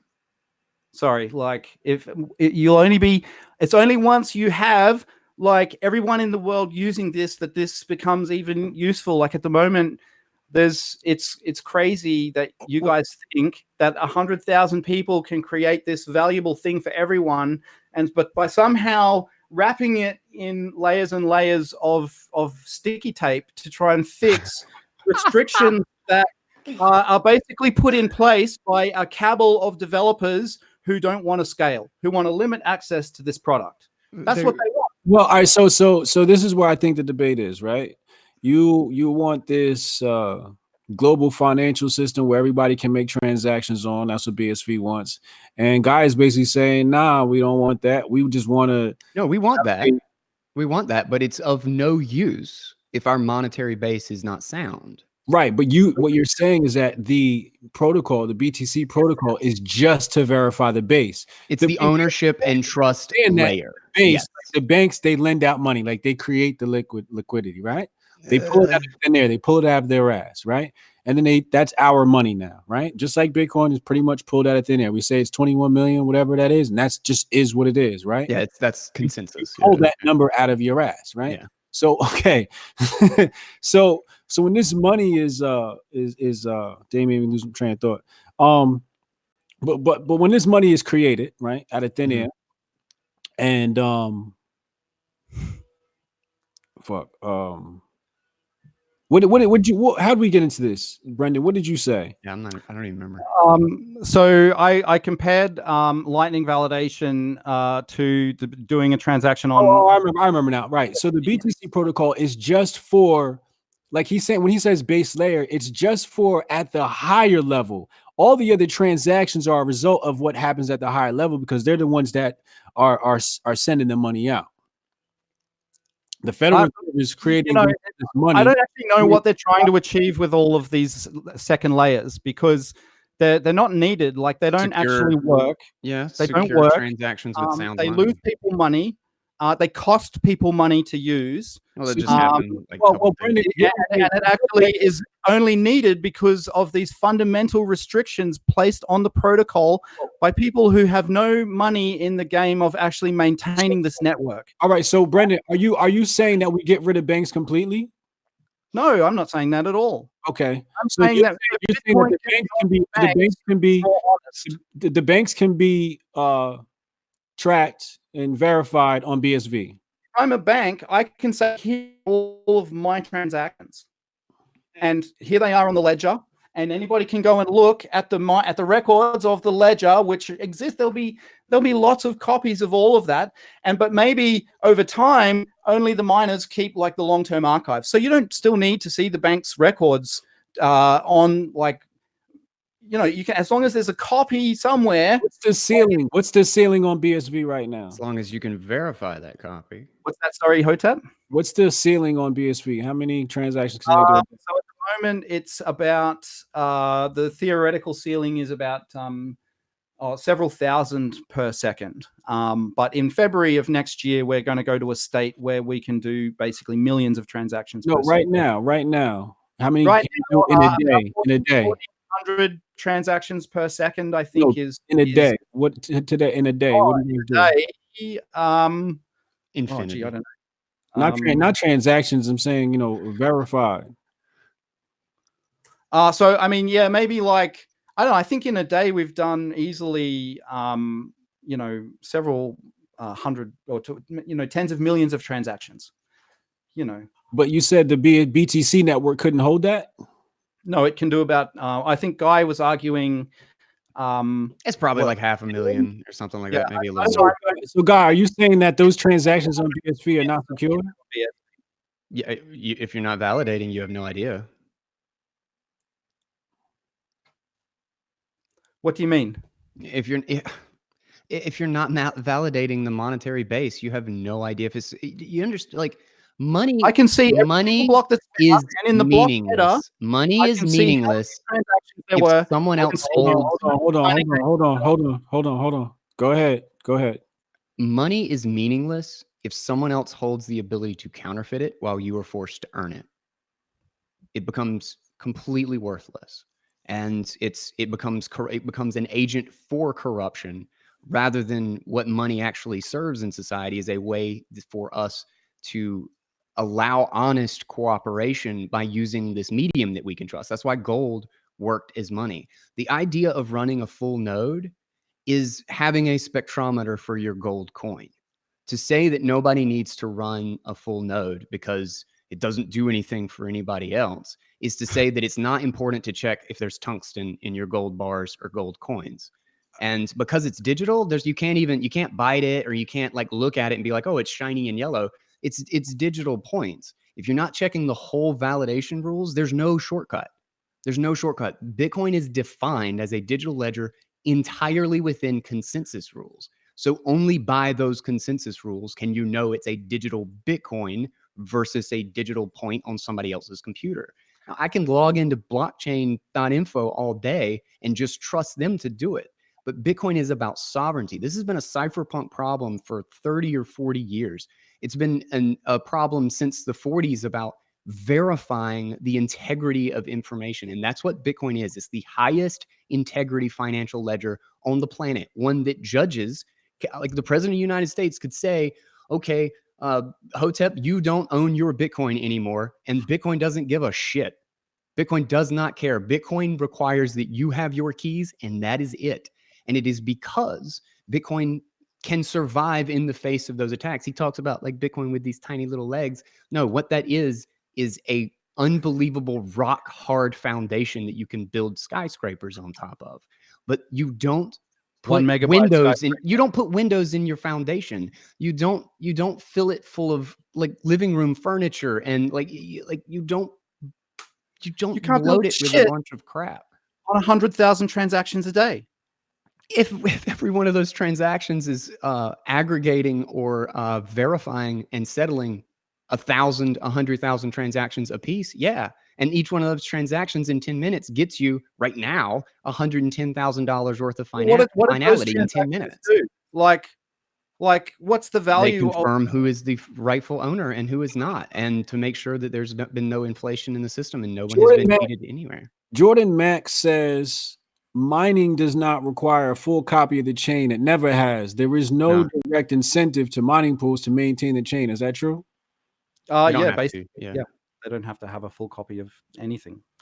So it's an archiving service. Like it's something that you pay for. You pay for, so when you store like tons of big data items on the blockchain, you pay somebody. So you keep a copy yourself, right? But you pay somebody else for like a cloud version, right? Yeah, and you can access it at any time from any device. And then if you ever lose that, if you ever lose both of those copies, you go to an archive service and you pay to get it back, right? And you, as long as you have the transaction ID, you will always be able to go and find that information. Okay, so we got Gan Van. He said miners invest hundreds of millions in producing invalid blocks will put them out of business. The soundness of the money is economically secured as originally intended. Lightning Network steals miner revenue. Is that true? No. Yes. No. Lightning Network. No. Lightning Network is, so Bitcoin needs transaction fees to survive, right? Lightning Network takes all of those transactions and all of the fees that they would pay and aggregates them into one transaction in one larger fee. Raspberry Pis onto their Raspberry Pis. No, what Lightning does is it. Sorry. Okay, Brendan, I completely missed that. Tell me what's happening. Yeah, my bad. Okay, so the Lightning Network takes mining fees by asking people to push their money up onto the Lightning Network and then exchange it in channels. And when you exchange it in channels, you pay fees to the people who provide you that liquidity. So to move funds on the Lightning Network, other people have to put their money in the Lightning Network. Now, here's the problem, right? With the Lightning Network always falling over and people losing their money, nobody wants to put liquidity there, so the network isn't usable. Yeah, well, you shouldn't put a ton of money on it in beta. Well, when is it going to be out of beta? It was like 18 months. Now it's decades. BSV works today. We can do more transactions today than you do on the Lightning Network. We can do 10 times more. BSV has not done as many transactions and we as can Bitcoin do it for right cheaper now than the Lightning Network, and we don't need people to be reckless and risk their money by putting it up and giving it, like sharing it with somebody else. Nobody's required to do that. Hold on. Derek Moore, he says, Brendan, put on headphones so you can crosstalk. Other dude, stop cross-talking until he has headphones. P.S. Miners verify. Plural miners hash power. Matt Erickson. Why would miners cheat if it hurts them? Yeah, that's definitely true. Notice how nothing guy says makes sense to any BSVers in the chat. That's why they use BSV, because they don't understand. They are all losing their money. That's from JC Pocket.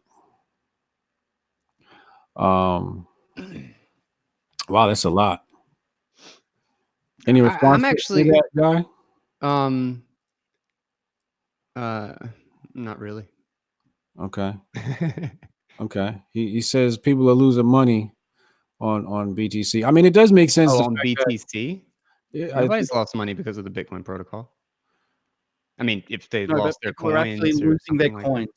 They are losing access to their money. It's still their money, but they just can't access it anymore. It's like you went to your bank, about a Lightning, and your balance went to zero.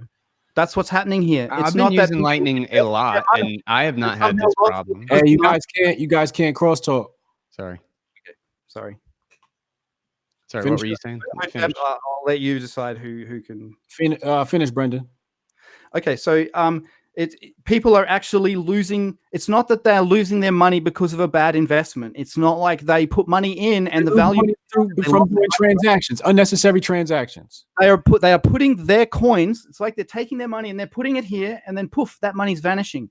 That's what's happening. That's how dangerous the Lightning Network is. That's the extremity. But that's not exactly what's happening. That's what happens when things go wrong, right? But when things go right, when sounds of it, things are going wrong all the time for a lot of people. Now, when things go right, what I think the argument that the chat made was that people are still losing on transactions and transaction fees, right?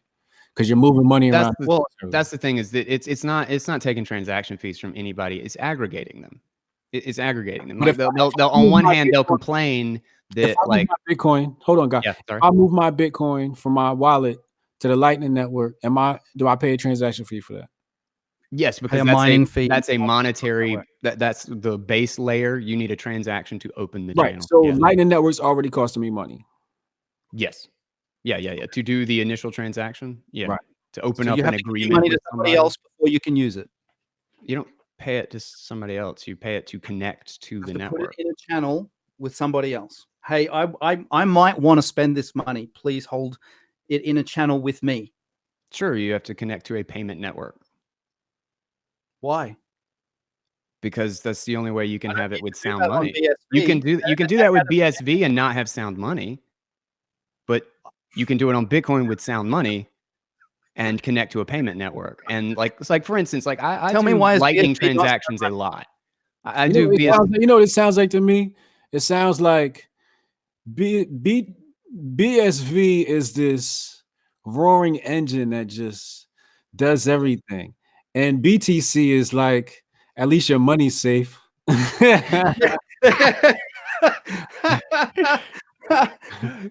Is that Oh, what's Jesus. happening here? That's not even unfair. What's funny is that like the Bitcoin utility. Like, don't use it. Fuck, if you use it, nobody can use it. Like, just hold. The thing is with the roaring train is coins are falling off of it, right? It's roaring down the thing, it's flying 1,000,000 miles an hour, but it's some coins falling off. I'm actually curious. I wanted to ask Brendan a couple of questions. Because to be perfectly honest, I don't know a whole lot about BSV, outside of like block size and all those discussions and What you've been stuff told, and yeah. game theory. But I was curious. You're talking about putting. So we're talking about putting terabytes. I mean, I hear this all the time. Terabytes of data in the way of actually validating the money. Is this being put in op return data? Is that how it's put in? So look, I don't want to get into the like depth of technicality that we have in script. Like, we're moving away from the op return model. We don't need it anymore. Is that what it's using right now? At the moment, most people are yes, basically. Okay. So it can all be pruned. Yeah, a lot of it can be pruned. So nobody has to keep the data. No. Well, then what's the point of putting it on the Well, so blockchain? that's where this comes in, right? So you keep it.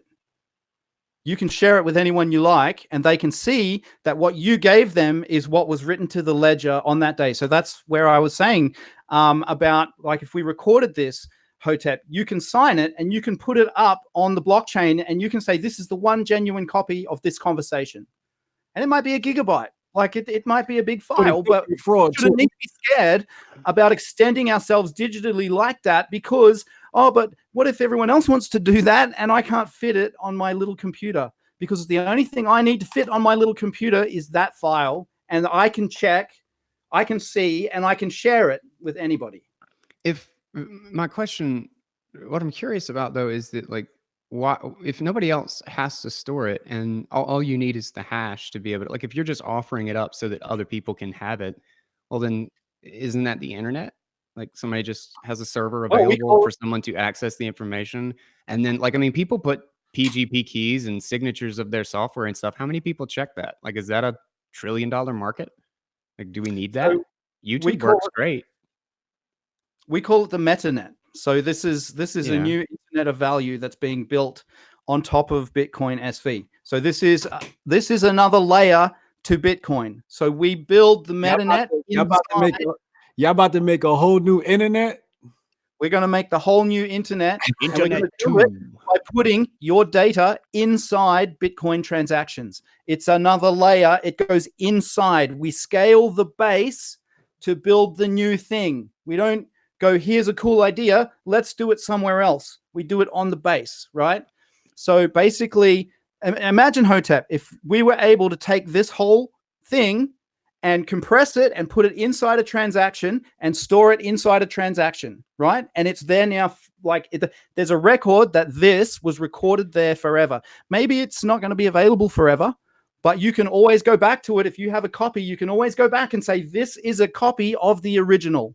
100%. So basically, if somebody's using the metanet they better be careful. They don't put something out that they don't want to be out there. Well, so The you internet is said everything behind. I think everything behind encryption. You shouldn't like unless you really want it to be like public the for internet. everyone. So like with the internet, if I type right now, like I hate Hillary Clinton, right? I could delete that. If I put that on the BSV, that's there forever. Yeah, pretty much. So anything I want to put there, I better. No, you just, but you can prune it all. It's like a You tattoo. can print it, but if anybody has a delete it. copy, if anybody keeps a copy, Why would they they? can That's a always lot go of back. data. All right, record in block. so then your value proposition is this is for people who want to save things. Well, it's for much more than that. So An this is for archive. people. It's an archive. That It's nobody an has to keep a copy of. It's a time chain of all of the events that happen Time capsule. It's a glorified time capsule. for all data, for Right. everything you do. That, and to you, that's revolutionary. Absolutely. Okay, that's fine. Well, That's see, the fine. thing is the time humanity. chain. It will change Sorry. humanity. You would think that bookmarking everything's going to change humanity. Time- Okay, I that's believe that this is like a transition from a world where we are forced to basically give ourselves up for nothing, right? So you're going to release this on YouTube. YouTube is going to pay. I don't know. Do you insert ads in this, or you put no ads? I don't If you put any ads. Fuck, YouTube doesn't pay not- you. YouTube's not allowed to advertise on my channel. It's like, now, some videos I do, but most of my Right? stuff. YouTube doesn't pay you anything. So you, I'm unfamiliar with you beyond your interaction with BSV on Twitter. I don't know how you make your money, but you're not making it by sitting here with me for 3 hours and Guy, or however long we talk, and then taking that property and monetizing it. Right? You're giving that away for free and using that to drive popularity for whatever it is that you do sell. Well, what if you can now sell this? Right? And you can do it. Here's the thing. Billions of people pay you money. Well, here's the thing. You're not on YouTube to make money. You're on YouTube because that's where everyone is. I do it for money. That's We're on YouTube because that's where the people are. We're going to go where the people go. Whether it's got a price tag or not is irrelevant. If the people are everywhere where there's a price tag, people are going to pay to be there. People pay thousands of dollars to sit in VIP for a few hours just to hang out with people they don't know. Yep. But there's people there. So this is my problem with some of these apps on BSV Network is it just doesn't make sense that people are just going to come because, oh, I can get paid. You can't get paid if there's nobody there. Well, so how many people are watching this stream? What if there were like, I don't know, 100 people watching this stream? What if they all had to pay us, I don't know, $1 to sit through this thing and listen to us? Are you going to verify that it's not a tungsten coin? Are you going to verify that it's real money?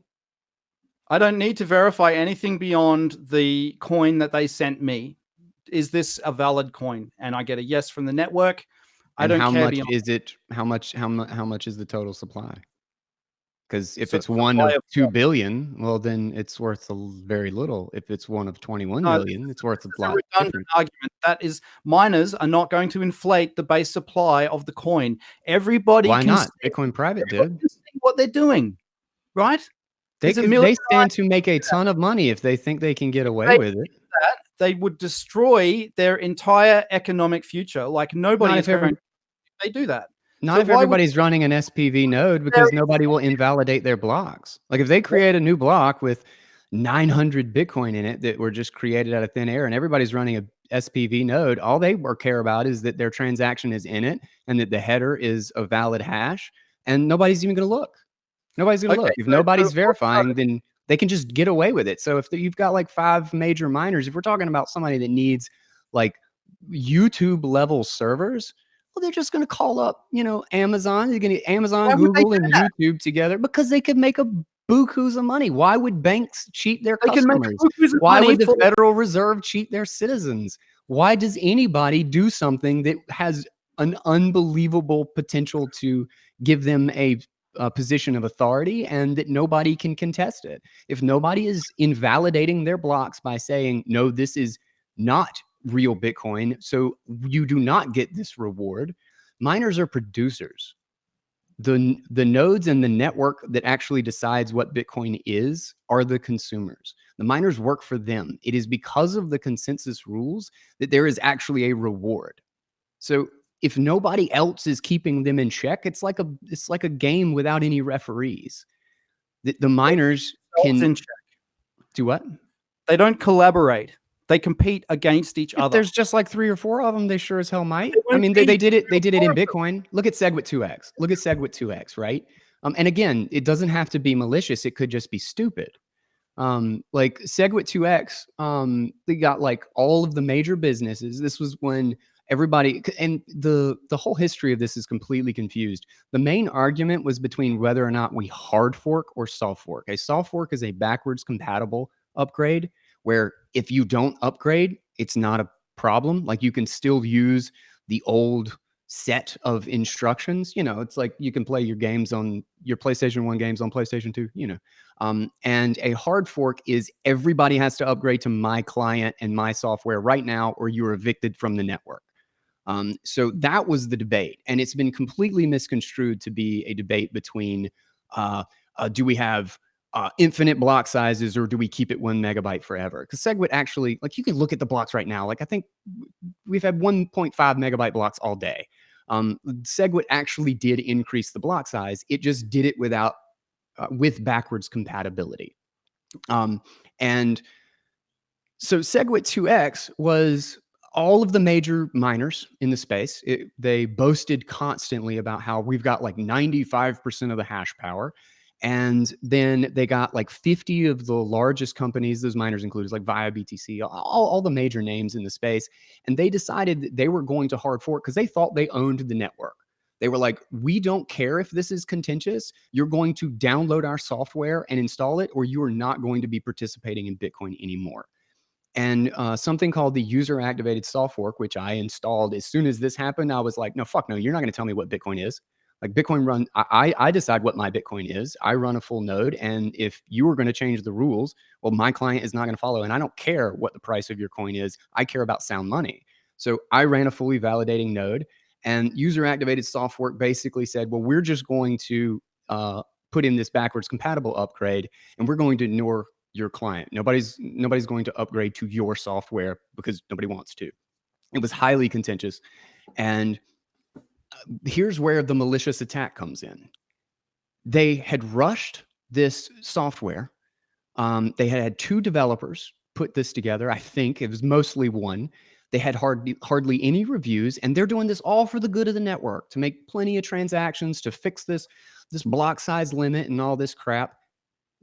There's a mission critical bug, and they never mined a block. They would have absolutely halted the Bitcoin network for the first time in its history, just completely shut the thing down because they were going to force everybody onto this software that was not safe. And that is a great example of the miners doing something that supposedly was just for the good of everybody. And because they thought they were running everything and that they could just tell everybody what to do, they were going to break the network. Let me just hop in here real quick with the super chats. Ivan said, could the government shut down BTC? Hope not. Yeah. That's the point. That's the point. Yes, they can. No. No, I don't think so. That's why you keep blocks small. Anyway, 1 megabyte blocks can stay in consensus all around the world over the Tor network. You can broadcast 1 megabyte blocks or 1.5 megabyte blocks, 2 megabytes, whatever it is. I think it's like the theoretical limit's 2.3. But you can broadcast them over satellite. You can broadcast them, and it's being done. There's a satellite feed to the whole world right now, broadcasting those blocks. If the Great Firewall of China tries to break apart the Bitcoin network, Bitcoin is the only one slim enough and strong enough to actually get through that. You can't send a gigabyte block through that firewall. It's the easiest thing in the world to shut down. It becomes a broken system that's by jurisdiction, and Bitcoin is the only one that actually can get through and maintain consensus and be sound money, because you can send it 1,000 different ways. It doesn't rely entirely on the internet. Send BSV 1,000 different ways, right? You can not a gigabyte block. You can't. Let Brendan talk. All you have to send is the transaction, right? If I just want to use it, I just send transactions. I don't send blocks. I don't care about blocks. Bitcoin is the blockade runner, man. It can get through Well, any he's, wall, what he's any saying crack is, in any he's wall. saying because of the firewall, you can't sneak your big blocks in. You can't sneak your big block, your big blocks past the firewall. There won't be That's consensus on the network. nonsense. There That's won't be complete consensus. nonsense. So you're saying that you can fit a gigabyte of data through a So firewall? a miner in China, and there are lots of miners in China, will have nodes with high bandwidth connections, and will be able to transmit those big blocks. But they don't need Is to be China- located in China. You can have the node anywhere in the world, and you can have the hash power somewhere else.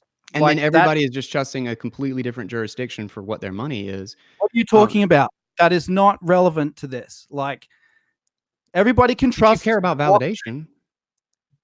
My God, you don't understand the first thing about validation. It's crazy.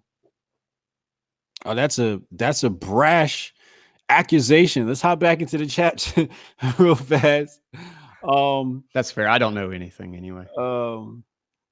He said, wait. Lightning white paper suggests 133 megabyte blocks. Derek Moore, that was Jordan Mack. Derek Moore said, if BTC miners decide to fork, users are forked off. Is that true? No, it's the opposite. If BTC miners try to fork off, then they've just got another shitcoin, just like all the others. Okay. Can I? And the whole market doesn't follow them. Everybody who's running a fully validating node, the 70,000 odd businesses and exchanges and users like me, who don't want them to change the consensus rules. If the miners could just change the consensus rules, this would be nothing new. All right, And they can't. Brandon, go ahead, hop in there.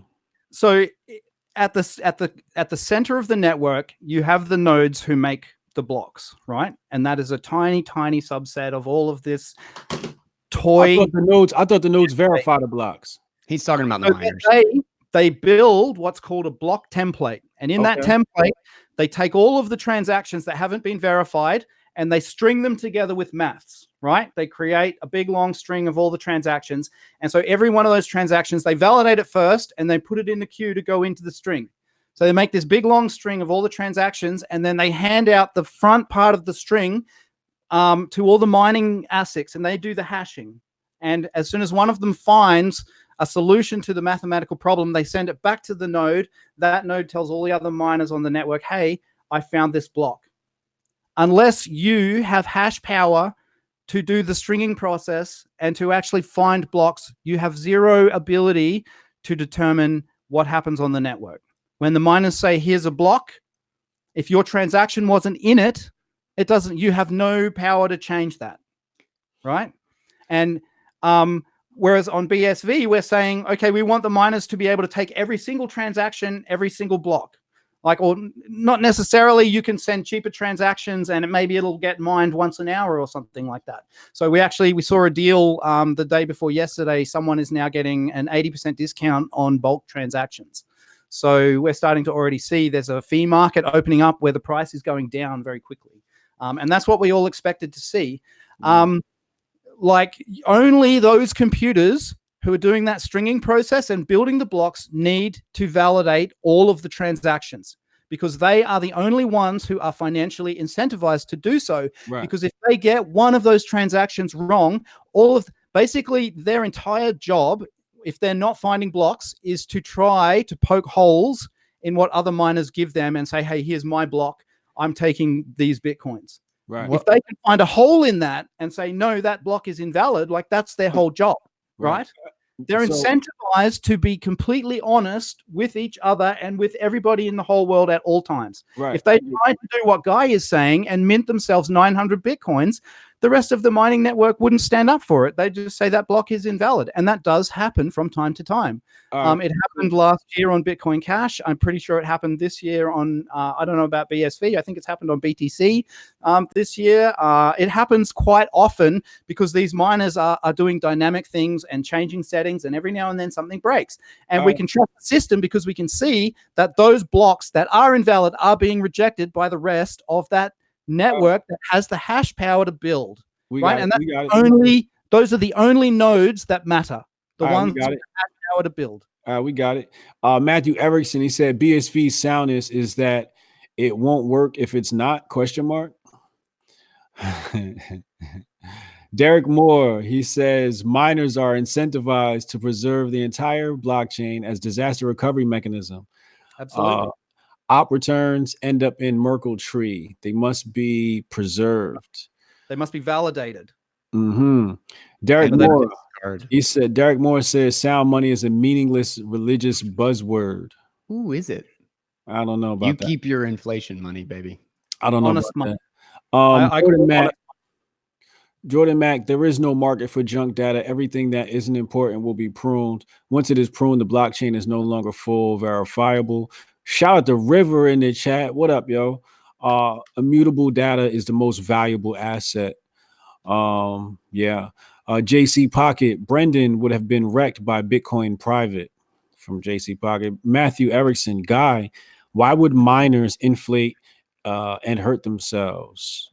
Because what do they compete? What do miners compete for? They compete for users.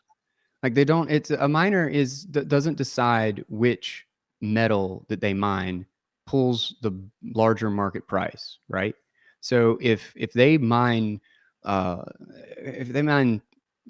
they can't go out and be like, this is worth what gold is worth. Like obviously it's not, and it's because the market decides what the value of the rules.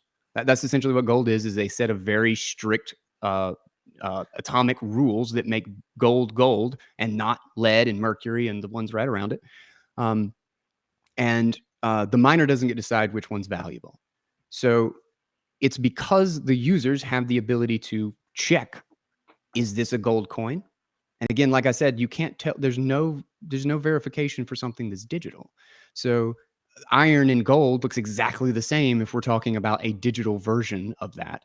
It is only by the consensus rules that you say, oh, this one's gold and this one's iron. That's what separates these networks. That's why my transaction doesn't get executed on DentaCoin, because the consensus rules separate the networks.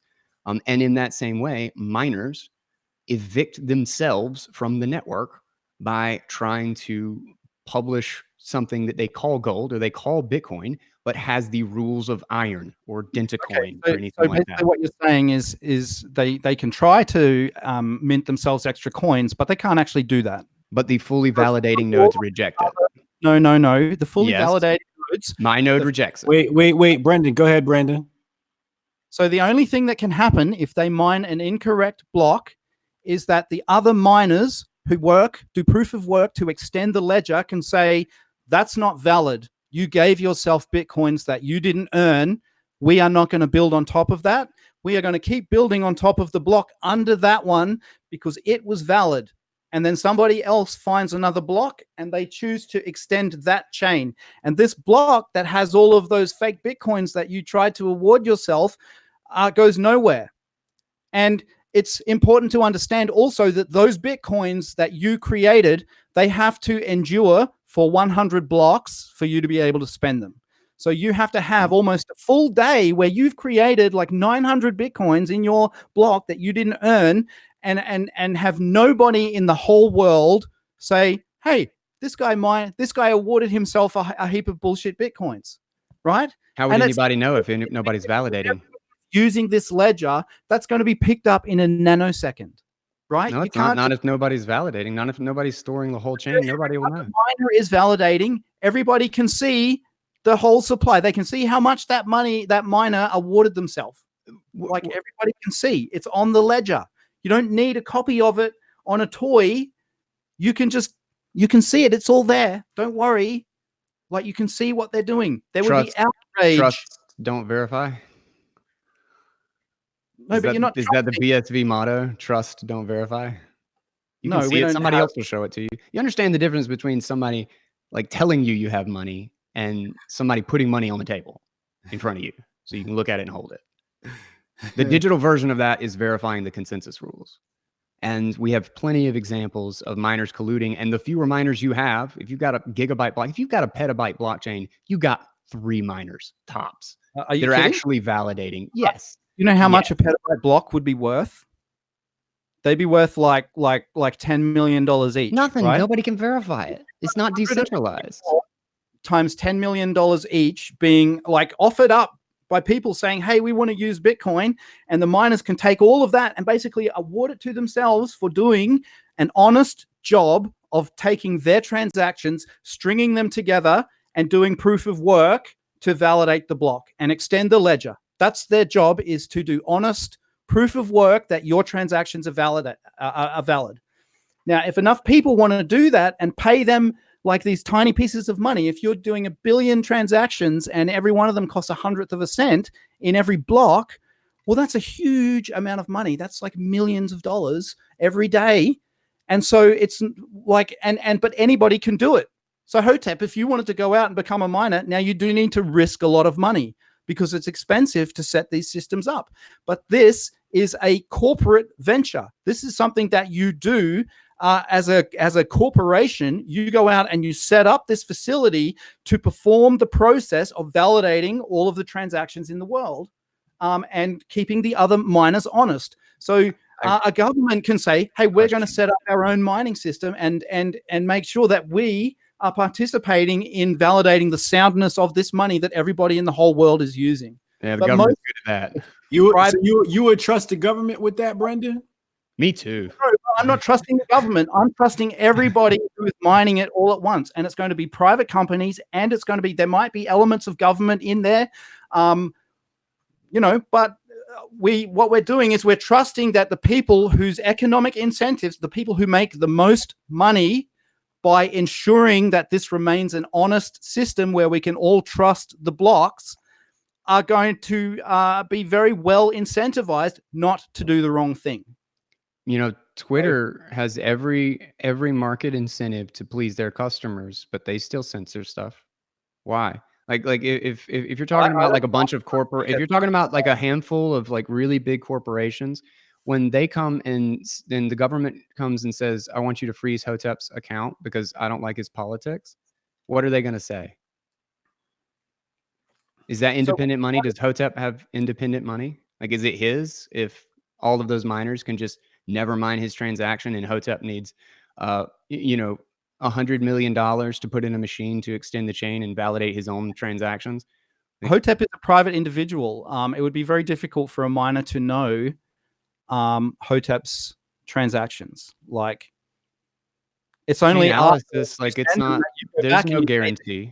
And I can validate that this is mine. But your transaction just looks the same as every other transaction. Yeah, it doesn't they're pseudonymous. Hey, this is Hotep Jesus making a transaction. It just says, here's a blob of data, and I've attached some money. Please mine it. Hotep, you know about all that KYC AML and the regulations and shit you got to go through? Yeah, but that's how they connect you to your address. That information does not go to the mining network. It goes to the government. The government is the one that's going to the miners and saying, freeze this account. And Craig Wright has even openly talked about how that's like a benefit and like making sure to comply with like an hour and a half in or 2 hours in. And this is the first time Craig has come up. That's refreshing. So thank you, Guy. Yeah, you're welcome. But like, that's a real concern. Like, and I don't know to what degree, like, the developers agree with this, like, and like I don't follow it, but everybody I talk to talks about being regulatory compliant. Like, that means that you've got a different set of rules in every jurisdiction. You're going to be compliant with every government. How can you do that? That's not a global system. Well, so you don't put that burden on the Bitcoin network. You put that on the people who are using the Bitcoin network, and you make them comply to whatever the rules they have to comply to wherever it is that they're doing business. And you can be the network is totally ignorant of any of that, right? If you send a transaction, but if the miners control it. It doesn't care. It doesn't care if you're the president or the fucking milk boy, right? It doesn't give a shit. Yeah, it does. If the miners decide what gets in and what doesn't, and nobody else is, maybe nobody else is playing that job. A particular miner or group of miners, maybe a majority of miners, would agree that because you committed some egregious crime, you're a terrorist, whatever, you can't spend that money. Isn't that really subjective? Hold on, guys. Is the argument here that the government can seize your money under KYC?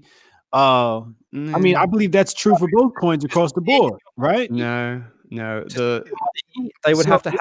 Are you saying that BSV is so compliant they're going to say here's the data, here's their money, and you're saying that BTC won't? It's without but being so compliant. Hold on. Let's hear from Guy. The question Yeah. for Guy. it's about how distributed the network is. The broadcasting of the transactions, the mining field, like who can actually fully validate. It's how broad and distributed that is to whether or not it's like BitTorrent. Like if you have millions of people on BitTorrent and you have millions of people validating Bitcoin, you have a very different power dynamic when the government says freeze this account.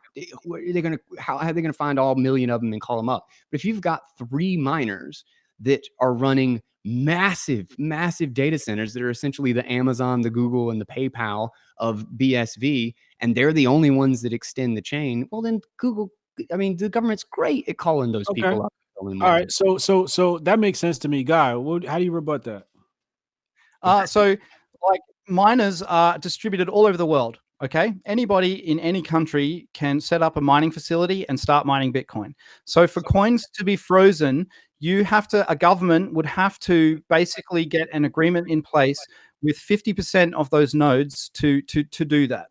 Or 51%. They have to be able to say a majority of the world mining infrastructure agrees that these coins are to be kept because there's an ongoing investigation that they were used for funding, like whatever. And then there has to be a court process, and they decide what happens then. Right? It can be done.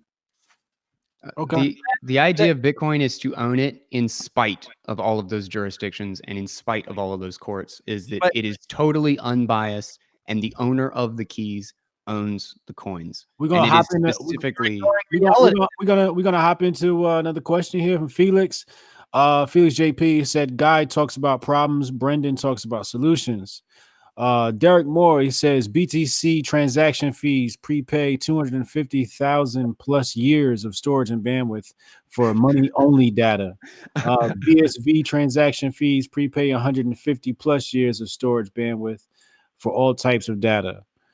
Derek Moore again, he said if all miners fork the chain, halts for verifiers. Mr. Bitmonkey said validating nodes are for cuckolds. He I'm a cuckold. says I don't even think Guy's node validates his logic. Oh, now y'all just trying to throw shots. Derek Moore, he said, did you guys already admit that Bitcoin is a supply side trickle down monetary system where consolidated miners trickle down all supply of currency? Derek Moore, he said competing intelligence agencies will run Bitcoin SV. Competing intelligence agencies. Okay. Jordan Pried, there might be a risk of UTXO being frozen. Hotep, would you rather own 1 UTXO or 100? UTXOs are cheap on BSV, expensive on BTC. What's the UTXO? What's he talking about? UTXO is like the. Oh, sorry. A UTXO is like a coin. So if I send you money, it comes in the form of a UTXO. So your wallet sees a UTXO created on the network, and it looks at it and says, "Oh, well, that's worth 5 cents," and it adds 5 cents to your balance. And when you spend, so if you want to spend $1, you have to take at least $1 worth of UTXOs and combine them in a transaction and send the dollar. Right. So he's asking me, would I rather own 1 or 100? I mean, of course, I'd rather own 100. You want 100, like, yeah, you want as many as you can. Want to own 100 with very, very low security, or do you want to own one that every 10 minutes you add a $200,000 force field around it? Right, that's the argument here. And one play 5, he said all miners will be on BSV in 1.5 years. LOL. I don't know how y'all come up with these numbers, yo. He said 1.5. Like, how'd you come up with the half? That's a lot of math. Major analysis there. Derek Moore, he said spite is a religious cult sentiment. Ivan, what topic was Brendan wanting to talk about? Oh, I don't. We've talked about a lot of stuff. I would like. We didn't get to. Oh yeah, we didn't get to some of the stuff that was on the agenda. I mean, we can talk about I think the BTC network is actually in a lot of trouble in terms of its lack of capacity to scale. Happy to discuss that, or we can just keep like what do you want it to scale? Absolutely. You're asking me? Yeah. Do you want BTC to scale? Yeah, absolutely. Yeah, anything, but it is absolutely of no use to scale it if without and give up the ability to validate the money, because then you've lost what Bitcoin is. Like if you You can still scale, validate. Brendan, don't cut him off. if you scale outside of the validation threshold, and this was a 30-year problem. Like, this was all actually based on the B money. There's one of the cypherpunks named Bitcoin is essentially a combination of Adam Back's Hashcash, because Hal Finney actually proposed to use B money. It's a bunch of people involved, but Hashcash, RPal, and B money. And they were all trying to figure out how to make sure that the ledger is honest. And it took forever to sort all of this shit out. And it came with a lot of trade-offs. But those trade-offs are critical to actually make the digital ledger safe. But the B money actually came up with the idea of everybody holding a copy of the ledger. The hashing is the barrier to editing that ledger later. But the hash itself does not provide any security as to what's in the ledger. The validation is the fact that everybody is holding the copy of it, so that nobody's trusting that the bank did the work for them, that the miner did the work for them. It's about validation. And with that, it's programmable. You can do a lot. This is going to be a 20 or 30-year thing. Money is half of every transaction in the world. It is the largest market that exists. If you fix that, you solve the single biggest problem. We have trillion-dollar wars that only exist because you can corrupt the money. We have education going up, like the price of education and healthcare and housing skyrocketing, because the government can just print money to subsidize these things. Like, from the year 2000, does it take 3 times as much resources, like 3 times as much manpower to educate a kid? Because it's 3 times as much money. That's inflation. That's the corruption of the money. Sound money is the biggest problem today. Manipulated interest rates, also a consequence of unsound money. If you solve that, you can then start to solve all of the other bullshit that we have to deal with. But without sound money, without a foundation that you can trust, that you can fall back to when things go wrong, Bitcoin is a global financial court that does not give a shit about any jurisdiction, because every jurisdiction and every kid running it can validate it. It's a court. You don't take every coffee receipt to the judge and get them to sign it. It's not that fucking important. So what you want is sound money and a place to settle final ownership that is unbelievably secure and no one in the world can contest it. And you only get that with an easy to validate chain. All right. Can I just ask, Sure. why the fuck does every single person in the world need to vote in that court? Because otherwise they've got no place. Billion people to say, "Hey, yes, you can spend that money." Because we already tried it with corporations and banks and they weren't trustworthy. All right, so let me ask you this, Brendan. How many people do you need to verify some Bitcoin? The only people who need to verify that a block is good are the people who are building on top of it. That's it. Then all you need to verify from them is that the money you were sent is yours, and then you can spend it. And the only thing that the person you send it to needs to verify is that it's coming from you and that they agree that you have the right to spend it. Those are the only things that you need to know when you are doing business with another person, right? But you can still go money is safe. You can still go and look at the ledger, even if it gets gigantic, even if it's exabytes per block. You can still go and look at it, and you can see that the work was done to validate it, and that nobody's stealing coin or any of this kind of voodoo stuff that we're meant to be scared of, which is not going to happen. It's happened a bunch. Guy, it sounds like Brendan's saying to me, you don't need a whole bunch of computers to validate a transaction. You just need the sending party and the receiving party to validate the transaction. If you're not concerned with securing the money, if you're not concerned with securing, so let's take the conversation there. What about as far as securing the money supply as it's issued from the mint digitally? In that case, you probably want a lot of miners verifying, right? A lot of miners and a lot of full nodes protecting the network from any sort of invalid information whatsoever. Is that correct, Brendan? No, that's not correct. All you Okay. need Yeah. people who are Yeah, it is. economically incentivized through their application of capital investiture, which we call skin in the game, to participate in the transaction validation process. Like they are the only people that need to. I mean, you still validate your own transactions, right? But you don't Well, need. we're validating the government's transactions. Yeah. Okay, I'm so sitting at home. Let's I'm take sitting it. at home. I got my little mining machine buzzing, and I'm auditing the Fed right here in my living room. Boom. You don't. That's the you- future right there. Audit the Fed in every house. You Is can that not good? That's you great. can request copies of all of their transactions. Cypherpunk And- dream. But guy is saying I'm not trusting some website. I want to validate it right here in my crib. Yeah, Federal Reserve, I'm watching you. That's what he's saying. Okay, yeah. so he can pay for that, Right. but the network is not going to listen to him if he says, "Oh, hey, there's a problem." Like they're just going to, because he does not have any work. He has no dick on the table, right? You need Maybe dick I on the do. How do you table. know? All right, maybe he does. Maybe he has a $300 million mining farm in Belarus. No, I was to say maybe I have my dick on my table. Well, maybe you have that too. I don't know. Well, let's just let's just assume he's I would have fell down. I must- he's got let's say he's got a shitty setup, right? He's got a shitty setup in some shed in his backyard or some shit, right? Shitty mining setup. Got my raspberry. Him saying these are invalid blocks coming from the Federal Reserve means nothing.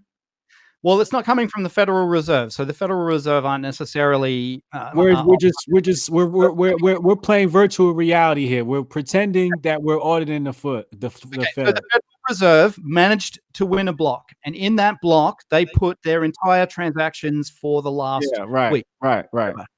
So anybody can now go and look at that block and say, "Well, here is." No, we ain't looking at it. We mining it. We're not looking at it. We mining it to verify it. Well, the first thing you do, right, when the Federal Reserve wins a block, you take that block and you go, well, this is the Federal Reserve. I'm going to have a real careful look. And you spend whatever it takes, like the 10 seconds or 30 seconds or minute, whatever it is, to look through and make sure that everything that they did is valid. Right. Okay. And then you say, well, it's valid. Everybody else is. Well, let's say we come back and it's invalid, right? Well, then you don't build on it. You just say, well, that's an invalid block. I'm just going to keep working on this other block that came in a few minutes ago, and I'm going to try and find a block on top of that. I get it. So that's not valuable to us to be able to validate the actual blocks that the Fed tries to. In the game, yeah, it's an important part of what you do is validating the blocks. I think there's a lot of people in Arizona that would want skin in the game if they knew this. Maybe. Well, that would be great. Like I think. So you say, like this $3.8 million mining farm in Belarus, right? Well, let's say that everyone in New York City is running just one tiny mining machine, which is the equivalent of verifying transaction as that Belarus. See, it's never going to go that way because so it's never going to go that way because it might go that way. No, but it can't. I can explain it. Why can't mining become affordable? So how many people would you like to be mining? Like say the entire New York City is running it from their cell phone. We're walking around. We're literally validating nodes, validating transactions on our cell phone. It's the year 2030, and we're validating the better on our cell phone as we walk around New York City. How many people are there in New York? What's the population? 9 or 10 million, something like that. Like 10 million. 8.3 million. Okay, so if 8.3 million people running a node verifying transactions, that's not powerful. If 8.3 million people, okay, so you said not only are they validating the transactions, but they're also doing proof of work. So they're competing with each other to build the network. But if we have 10 million people who are all trying to do that, and they all have, let's say they're all equal, right? Oh, we're all like communists and everybody's equal. So everyone has the same amount of hash power on their node, right? With 10 million people, that would take, it would be 190 years before enough blocks were found for each one of those 10 million people to win one block. So it's no better than a lottery. So after a while, people are saying, well, why the fuck am I paying for this? Why am I paying electricity to run these things? I'll just turn it off. And so you get, it aggregates, and you do get large So players. 150 years go by, and our kids are like, yo, the Fed's stealing money. Is that what we have? Why are we paying for this? The fraud? What's that? Can I Josh. jump in? Yeah. So the idea, again, validation is not necessarily mining. Again, you can mine without validating, and you can validate without mining. Right. So when you're running this on your mobile phone, what you're doing is, again, the best analogy is just that you're checking that your coin is a Right. real coin. That's it. Right. And the more people you have doing it, the more people you have securing and making sure that the money is real, that everybody's using this actual gold. Right. And that way you can't get fractional reserve. You don't run into this problem where everybody's using bills instead. And it's impossible to verify, actually audit the gold supply, which is how gold failed. It scaled in a way that you could not audit it. It scaled by trusting the bank's stamp that the gold was there when nobody could know. And so if everybody is validating, but not mining, well, then everybody is running, it basically has the power of a $3,000 spectrometer in their mobile phone. Yeah, but what you're asking them to do is for everyone to evaluate every single gold nugget in the whole world with their personal spectrometer. Like that's the argument here, right? Yeah, it takes like a second. Your spectrometer to validate every single gold nugget in the world all the time, so that you can be sure that your gold nugget is still a gold nugget.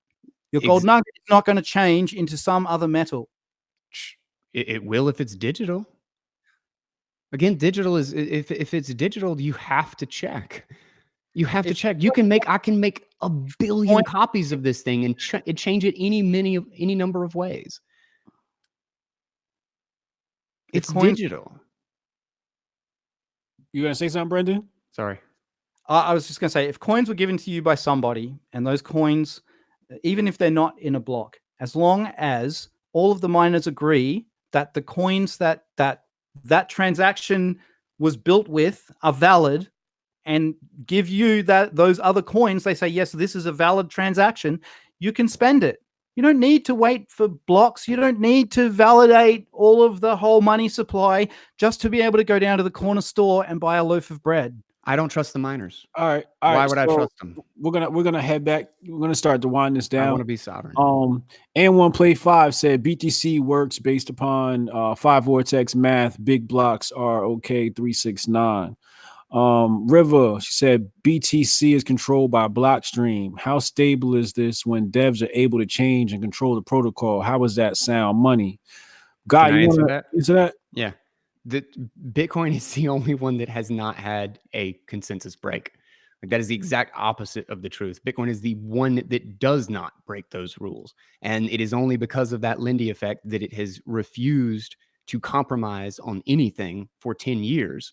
Whereas everything else has forked and forked and forked. And every single time that is a vulnerability. That is the largest attack vector in these systems, is that when you break the consensus rules even a little bit, well, then now you have to re-verify, and you have to start your, is this secure over, just like, the ECDSA curve, is that if you modified the curve at all, this is a mission critical software. You don't put apps on the firmware that sends your rocket ship to the moon. You make it hardened, you make it do 5 things uncompromisingly, and you make it the most secure cryptographic system that exists. You give it no attack vectors, you give it the smallest surface imaginable, and you change it as little as humanly possible. It's mission critical software. It's like doing maintenance on a jet engine while you're flying through the air carrying passengers. It is not smart to make breaking changes to that software.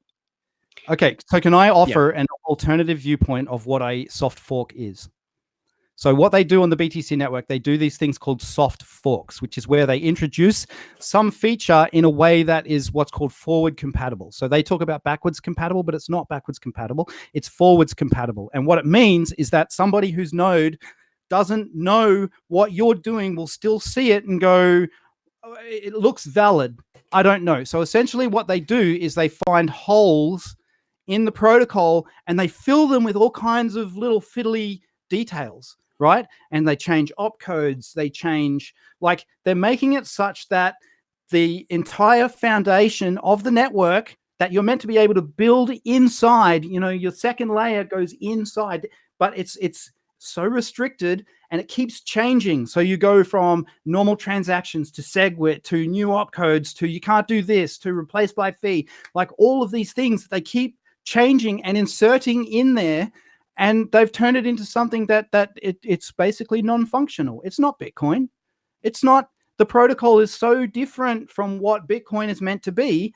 Like there are no restrictions in the Bitcoin protocol. You should be free to use it as much as you want. You don't need to go up to another layer. Except that using it, there's a huge collective cost here. There's a huge collective cost. Yes, there is. Validating is a collective cost. Everybody has to validate the exact same ledger. Sorry, what were you saying? You are forcing a collective cost onto people through misinformation by telling them that they forcing anything on anybody. They can download your client. You have to validate everything. You have to do this. You have to do that. I'm not saying anything. Like it's crazy. It's a total communist dictatorship that you got. No. I really hope it goes well for you. But all right, hold up. Chad Lemoyne, what up, Chad? He said, are you responsible for BTC crossing 9K just now? Hello, fellas. We done hit a bull mark for everybody watching right now. BTC is Vegeta alive again? Huh? Is Vegeta? You not seen that meme? Oh! It's over 9,000. Over 9,000. Yeah. It's over 9,000. 25%. BSV's up. Jesus. It's green down my board, yo. So congratulations to everybody in here because we making money tonight. JC Pocket, he said, River, the only coin that changed in years is BSV. Going back to the original protocol, back to the unrestricted Bitcoin protocol, no limits. You can do anything you want. You can build your digital self, own your digital self, monetize your digital self. And it's only possible when you can build inside the verify. Right? Matthew Erickson coming in with the mushroom psychedelic comment. He said BSV is sound by nature. Verification is baked in. Nah, you just trust him. Jordan Priad, he said the only way to say something is to say, quote unquote, something is to mine a block. Derek Moore, Bitcoin doesn't solve boom and bust cycles. Boom and bust cycles are usually actually, I'm not even gonna get into that. What are you about to say? I was gonna say boom and bust cycles are when you lend out more resources that can actually that are actually existing. So I use an example of like let's say a bank has 1,000 cars and they're lending it out to people. And they lend it out to 3,000 people. So everybody makes plans as if they're all 3,000 are going to go on this big vacation, and restaurants prepare and hire new waiters. Everybody's renting out cottages and stuff at the beach, and everything looks great for like 8 or 9 years where everybody's preparing for these vacations. And then when everybody goes and tries to get their car out, you realize that there are no resources. There are only 1,000 cars. So now you have a huge bust where suddenly half the waiters are getting fired. All the cottages are going for dirt cheap because nobody actually had the resources to buy them.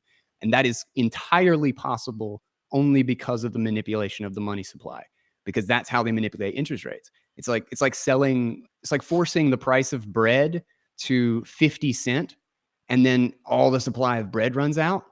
Well, they get to cheat that. They get to loan out a vast amount of resources that don't exist because they're just printing money to fake that price manipulation.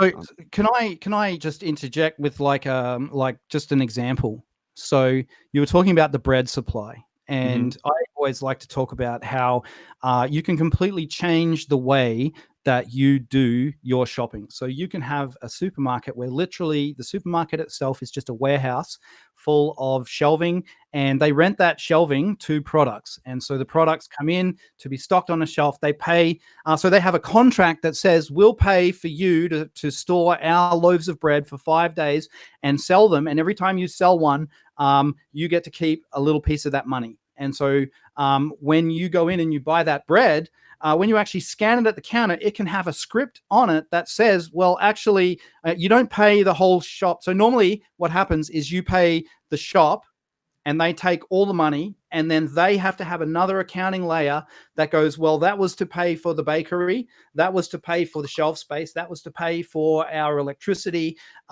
like that was to pay tax, sales tax, whatever it is. All of that can be done in the one single transaction. So you can actually pay the baker directly for the bread that they sell in your supermarket. Like this is a way that we can empower our own selves to take much more control over what happens to what we create. The right? blockchain doesn't make that any better. Why can't both of these coins exist? Well, Sure. I mean, they both exist right now, but they won't. Like it looks like every day to day you can fuck with BSV, but if you want to make sure your money is safe, you gotta fuck with BTC. Yeah, that's fair. That's what it sounds like to me. That's the thing is that I think the solution that Bitcoin provides is to the largest possible problem. Is that if you have an amazing tool, if you have a tool that allows decentralized consensus and a strict consistency and integrity in a financial ledger, you use that first to try to solve the world corruption of money problem. That is $100 trillion problem.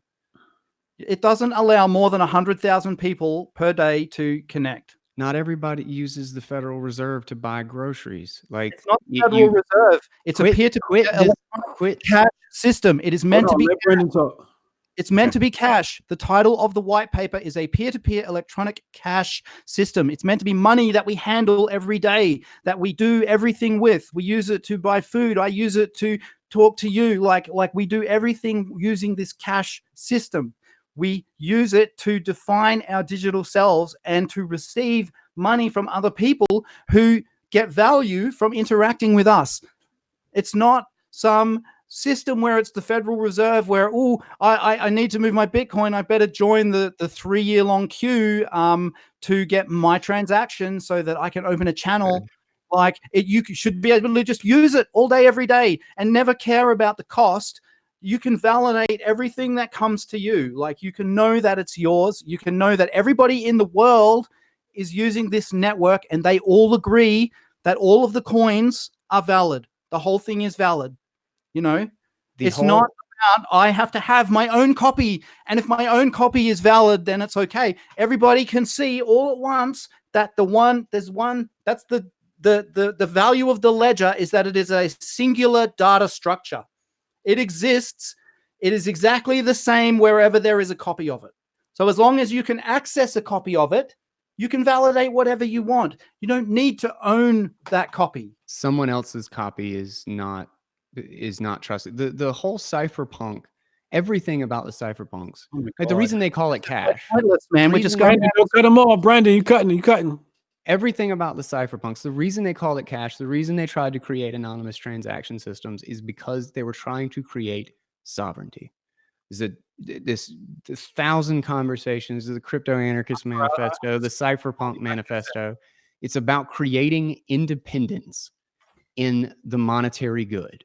And their thought to do that was cash. Like that's how they think about it. They're trying to get privacy, they're trying to get independence, they're trying to get sovereignty. It is every part of their mission was to laugh in the face of governments, to laugh in the face of corporations that wanted to control them, and to be able to transact censorship resistant. Like nobody can censor me, nobody can contest that I own these coins.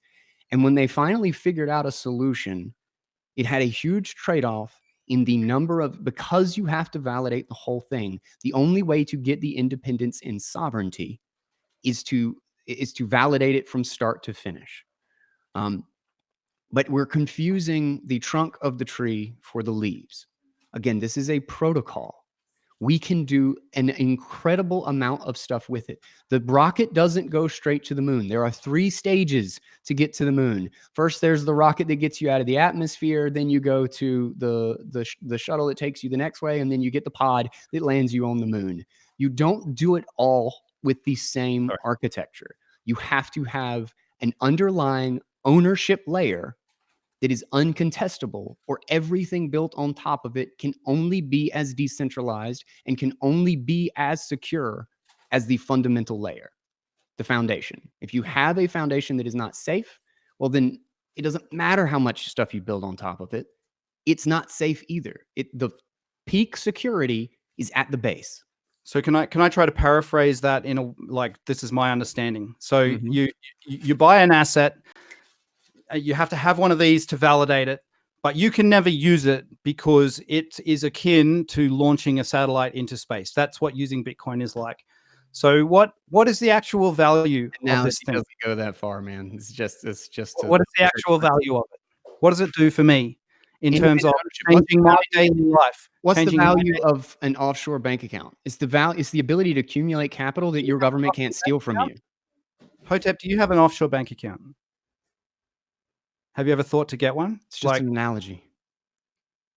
Well, I mean, I don't. People do it to gain independence, to have money that is not subject to their jurisdiction. I have Bitcoin. I feel like that is independent. Like, these things grow in trends. In 10 years, transactions. You know, I use my Bitcoin. I send I have scripts that send hundreds of transactions a day onto the ledger on my behalf. I have never had a problem with any of those, and I have never, ever, ever had to audit. It's a trend. Ledger, like a trend. It's a trend. It's not an on-off switch. Decentralization and security is not an on-off switch in an open, permissionless network and a decentralized network. It's a trend. Is that in 2 years, are we going to be more centralized or more decentralized? Will we have more validators or fewer validators? And it doesn't matter. There's this sweet spot where if you tip towards more centralization, then it doesn't matter if it takes 30 years. In 30 years, you've lost any of the money. You have to start this whole thing over again. But if you tip towards more decentralization, well, then the thing can last for forever. And then you figure out how to to extrapolate that security into new networks and contracts that settle back to Bitcoin. And I think that's the only way that you get security. It's the only way that you get sound money. And I think that's a much bigger problem than Hotep. Do you believe that people who are not financially incentivized, so they're being altruistic, they're paying to download and validate everybody in the world's transactions, versus somebody whose financial outcomes depend on always doing the correct and honest job of validating a block? Like, it's kind of loaded, right? Because if I'm being paid, then I can be coerced. If I'm doing this altruistically, technically I can still be paid, right? But I don't know. Well, then I'm looking at it like this. I'm looking at it like there's a whole lot of MAGA people that have no problem setting aside a certain sum of money to just run a node to audit the Fed. They'd cut that check right now. It wouldn't cost them any money though. No, I'm just saying, on their desktop. But yeah. I know people right now. I would cut that check because do it at a cost. They say, forget making money. I'll pay to do this. You still don't need the entire financial transaction history of the world to validate the Fed, right? You can get the Fed onto here. So when the Fed releases an audit that says, here's all of our transactions, you can get a copy and you can validate all of those transactions, and you can say, hey, if it's honest. You're right.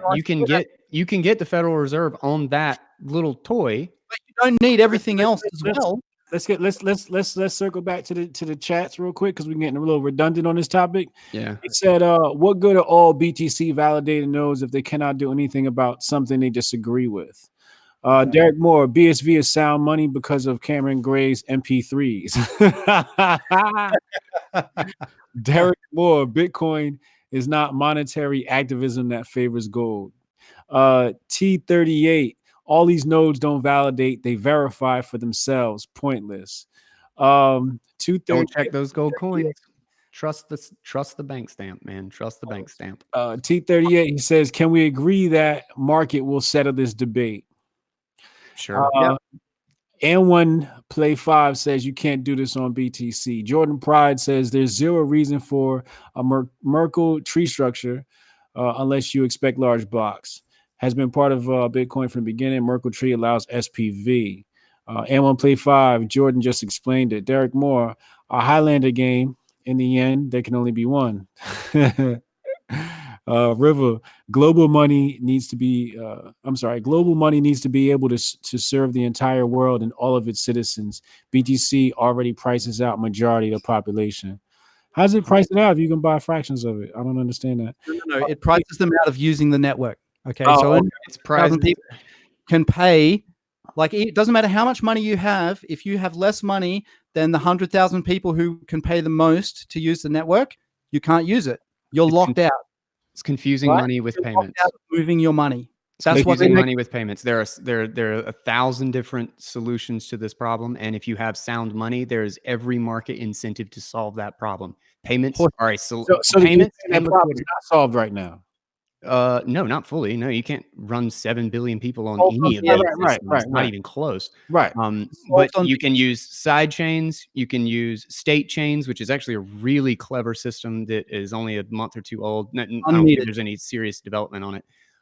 You can use Lightning Network. If So you why want, is if you want BTC it on sound pricing, money? why is BTC pricing out the population? How? Bitcoin is not pricing out the population. It is not. It is. We're confusing the monetary base with the payment system, which. So what is she talking about? I'm sure that's an illusion, alluding to transaction fees. Same system. But they're hoping that or expecting that we're all going to use on-chain Bitcoin transactions that give you like some odd $16 million worth of finality at the end of the day to secure a coffee What does transaction. even that mean? So you're basically saying the market dictates the price of these transactions. You mean the BSV? fee? Yes. The transaction fees. Yeah. The Yes. market is going to the market dictates. if the market rises so high, some people are going to be priced out of executing contracts. They may be able to settle on the chain, but And more than if they want 100,000 sound money, Wait, they go would ahead, need go ahead, to. Brendan. Go ahead, Brendan. So when more than 100,000 people want to use Bitcoin, the price of transactions goes up so that they can sort out who are the 100,000 people with the most means to pay for a transaction. Whereas on BSV, the goal is to let everybody make their transactions, and the price is actually a floor. And so you can say, well, I don't really care how long it takes for this transaction to be validated. So I'm going to send it with a really low fee, and that might be 1,000th of a cent. But there might be one miner who every day scrapes up all of those transactions and puts them in a block. And so I can pay for a slightly less speedy validation, but it doesn't make my coin any less valid like before it's spent. You can still take it and spend it. Like, how many of those fees? How big of a block would be needed? How many transactions is needed to get $110,000 worth of finality in a chain? I mean, in a block, like every 10 minutes. Well, it all depends on the price of Bitcoin, and I'm very much of the opinion that if you build an exponential amount of utility over what you have today into the network, that more people are going to use it, and the more people that use it, I mean, these are all paying customers, right? So they're all going to be paying, and even if it's a tiny amount. Like if you have 10 billion transactions a day, and each of those transactions costs 1,000th of a cent, that's still a 1,000th of a cent. That's still like $100 million a day that's being paid out to miners who collectively compete to manage this for us, to build this network. Yeah. Like, they are a service provider. It is not this like hodl your acorn, like hide it in the attic type stuff. It's a commercial system. It's run by corporations who are there to serve you, to deliver a good service to you, to make it. PayPal does, to have Venmo money. does, Cash App does. Like I don't want to trust the corporation. I actually did the math on it with the current Bitcoin SV transaction fee. If we want to maintain that infinitely going forward, it would be to get the same security in one block in fees that Bitcoin does would require 230-ish gigabytes of data every 10 minutes. There's no validating that. There's Why no not? proving. There's no proving the inflation schedule. There is no making sound money out of that system. That is So, right back to using do not PayPal, understand how Venmo, Bitcoin and works. Visa. Wait, Brandon, let him finish and then hop right in as soon as he's done. If somebody's got to move 230 gigabytes every 10 minutes to actually prove whether or not the digital money it follows the Bitcoin consensus rules versus not, then that we're just relying back on Venmo, PayPal, and Visa. There's no decentralization. Nobody's checking the tungsten in their coins, and they're going to call each other up. They're going to collude. The government's going to tell them what they can and can't do and who can and can't transact. We go right back to the same shit we've always had. All right, hop in there, Brendan. Oh, look, I think just everything this guy's saying is completely ridiculous. Like, it's you cannot build a system where people are free to better themselves on the back of these communist-like restrictions because of some kind of like the validation voodoo. Oh, like you have to validate everything. Like Nobody's forcing you to validate. This is social engineering. You are being told that you have to fear something that you actually don't need to fear if you understand it. And it's not that complicated to understand. All right, let's get back to the super chats because y'all reached the point of redundance, I think. Yeah, we beat this shit to death. Matthew Everton, I don't have to personally verify a pilot's ability in order to trust him to not deliberately crash a plane because it'll kill him too. That's BSV. You know what? When I get on the plane, I do check out my captain. I look him up and down, and not that it means anything. Just but in case. Yeah, just in case. You know, you guys not drunk, right? Yeah. You know what? You'll be able to do that with miners on BSV. So you'll be able to see that the miner who won this block has a history of winning hundreds or thousands of other blocks, which are all valid. So you can say, well, that's an honest miner. He's incentivized to keep that reputation, to be a good citizen, right? And it's just like checking the credentials of your pilot. I get but it. Delta also checks them, and United Airlines. They all check. Those credentials are given by somebody else. Derek Moore, he says, Bitcoin was never an anonymous currency system. It has always been a transparent mass surveillance system. It is not a product of cypherpunk activism. Bitcoin becomes more decentralized at massive scale. 100%. No. And saying that it's not a product of cypherpunks is this ain't even fair. It's on the cypherpunk mailing list. It was all about, it was everything that they wanted to do, and it was a pseudonymous. It's a pseudonymous system. There is no identities attached to it. It is because of the KYC AML of governments and having to comply with regulations that we don't want to have to do. In fact, with decentralization, there's a great rule that like BitTorrent taught us. If you're not breaking the rules, you're not providing any value, because everybody can do something within the rules. Everybody can provide Spotify within the rules. Like what you need to do is find a problem and actually have a solution that routes around whatever the central control is that caused it. And that central control is corporate and financial manipulation and monetary supply manipulation. That is where the core of the problem is. And it's about independence. Say what? You're making everyone scared of the boogeymen, but they don't exist. The Federal Reserve doesn't exist? Well, that's not what you're saying the problem is. I am saying the Federal Reserve is the problem, and we need to use a money. Let's not get We're going back. That doesn't mean anything, right? What we talk about. That's what you could argue that from now to the day you die.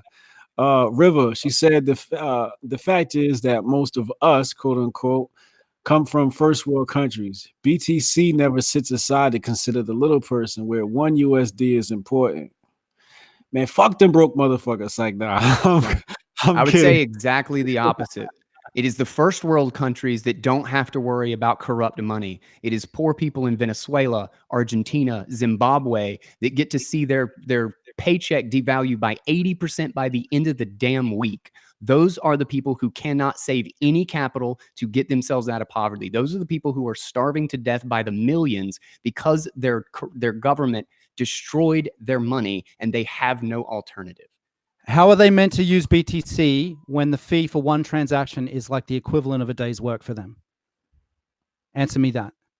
How are they meant to use it when it is so expensive to use that they are prohibitively, completely priced out of the network? The only way. It's the only way. It is not. No, it's not the only way. You're talking about 15-cent transaction fees and 27-cent transaction fees. And again, you're confusing the monetary base. We're talking about monetary security.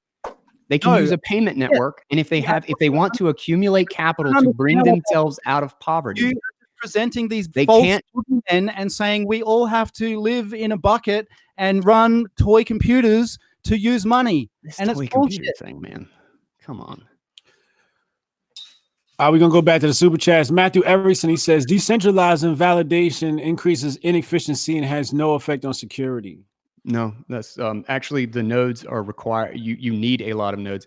If you have, it's like, think about it like BitTorrent seeders and leechers. If you have 2 seeders and 1 billion leechers, like people trying to like pull information from it, well, then you've got really, really shitty service, right? So if you've got 500,000 seeders, which are full nodes feeding this data to other people, that's a huge help to the network. It means that you can actually have 1 billion people pulling the information and validating.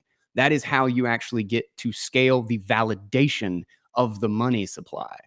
You need tons of nodes. Validating transaction 1 billion times. Like, I don't understand how that's even worthwhile, because nobody can do anything about it if they somehow agree, oh, this is not valid because we all agreed to change the rules at once. Like it doesn't make any sense. Like, you can't do anything if you find something that you don't like.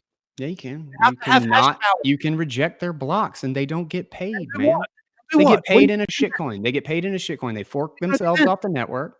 So who's building the ledger of the coin that you have that you disagree is not the real Bitcoin? Who is doing the proof of work? The people who want the $16 million that's being offered up every day.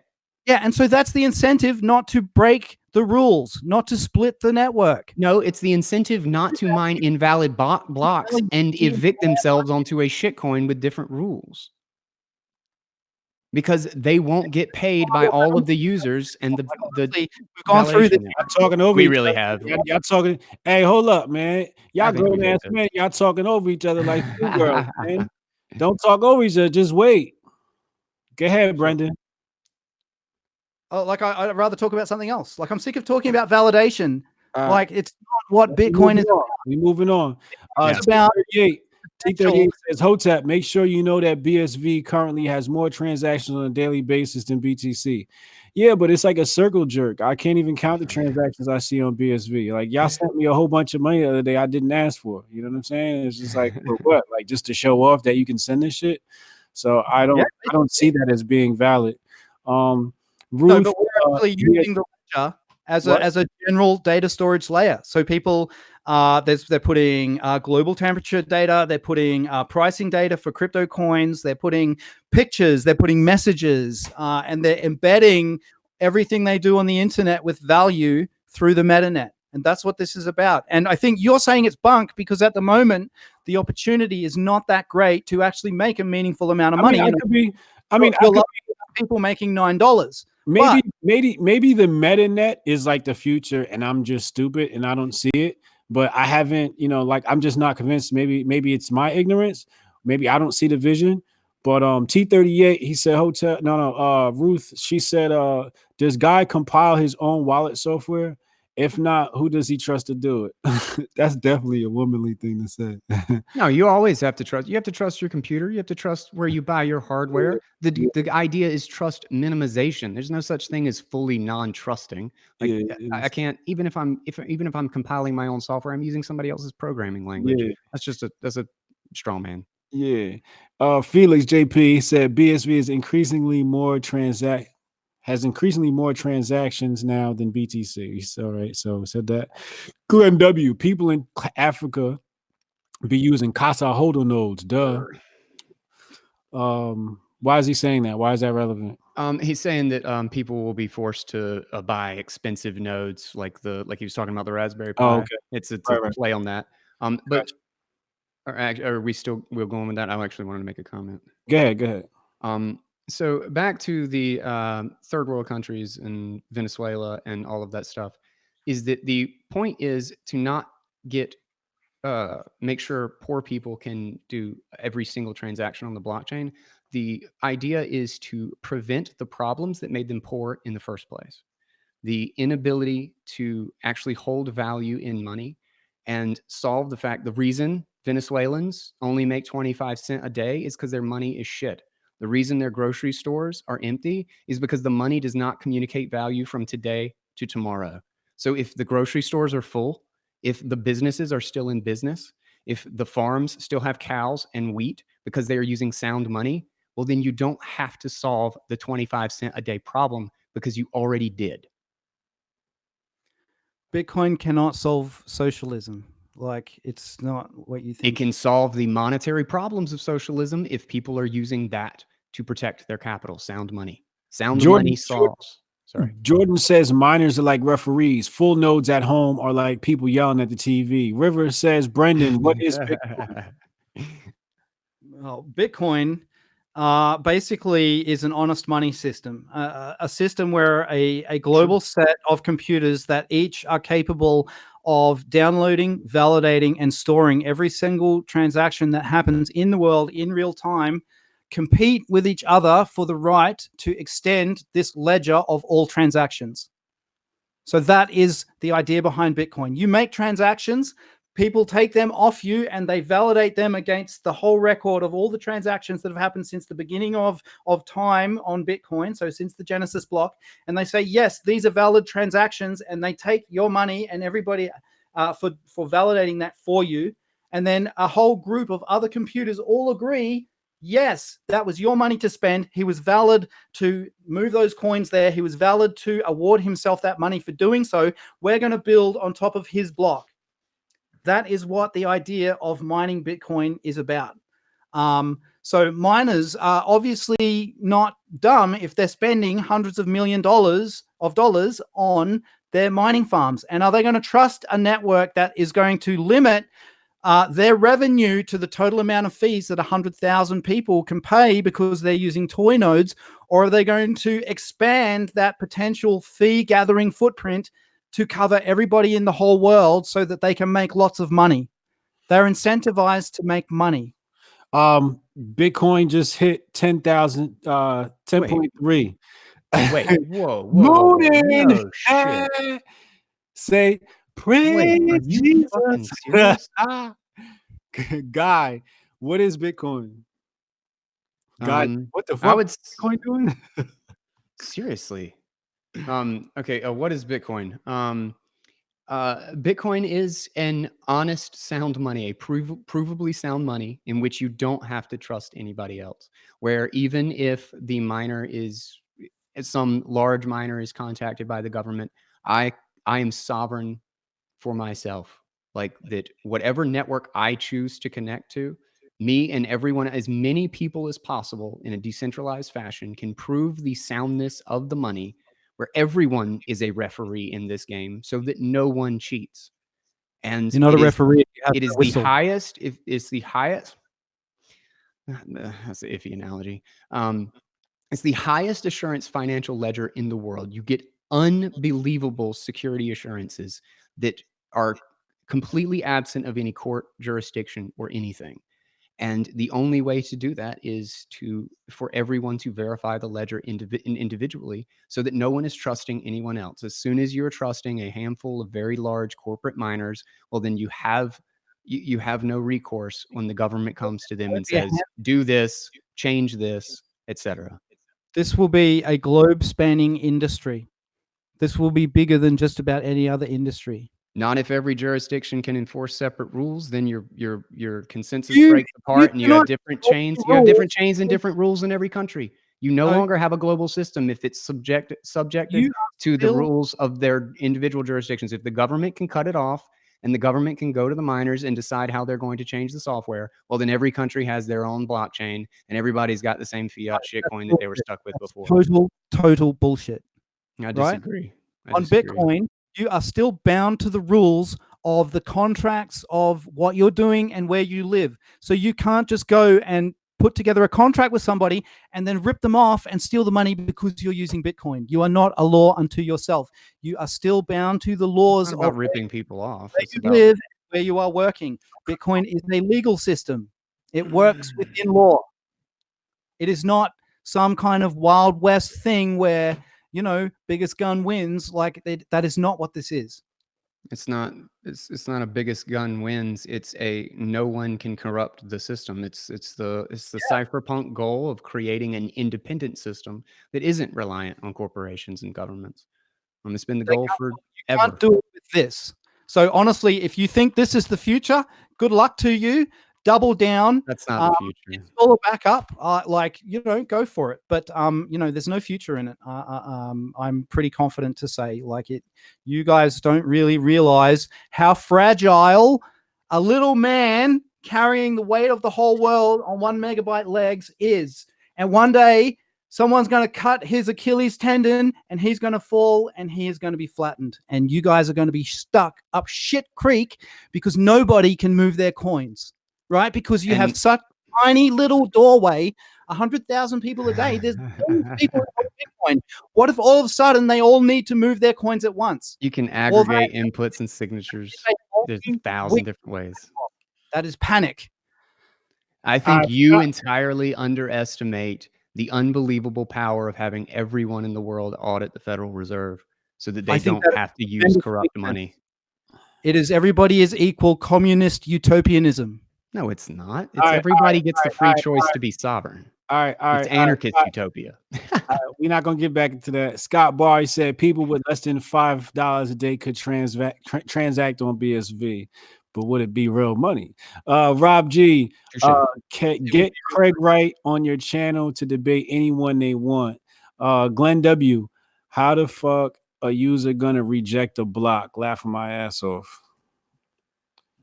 They've done it numerous times. They can do that. That's what the validation network does. It is an impenetrable fortress of validation. No corrupt information can get in. The exchanges won't receive them. The businesses, the services, the block explorers, everybody running a full node will not see invalid data. That is exactly why the miners are encouraged to produce valid blocks, is because everybody else will just evict them from the network if they do anything wrong. That's how you know it's not corrupt. No validating node has ever written a block on top of a previous block to reject what it considers a bad block. That is a thing that has never happened. The only people who have ever exercised the right to say this is a bad block, we reject it, are miners who have hash power on the network. They are the only people who have a say in what is a valid block and what is not a valid block. And it doesn't matter how many toy nodes you attach to the network, not one single one of them will ever have a say in what direction the network takes. It doesn't matter how many of them disagree. They will be heaved from the network like fleas off a dog's back. Except that we are here explicitly because the miners wanted to change the consensus rules and they couldn't do it on Bitcoin. Why? Because the miners could not go against the market of validators. They could not simply change the rules and everybody accept their blocks, which SPV nodes do. Oh, you know what happened? They locked your stupidity in, and now you are trapped inside a network that you have no power. You have no power to control your destiny on that network. You have no say over anything. That is your situation. It doesn't matter what you think. Your node cannot do anything about what is happening on the BTC network right now. You have zero say. All right? Understand that, because that is an important part of what is happening and what is going to happen. I'm sure those 230 gigabyte blocks will fix that for me. No, they're not going to fix shit for you because you're stuck in a house with a gigantic mansion with a tiny door, right? And when everyone wants to exit at once, you're going to find that nobody can move. Everything freezes. This is December 2017, $100 transactions, but times 10.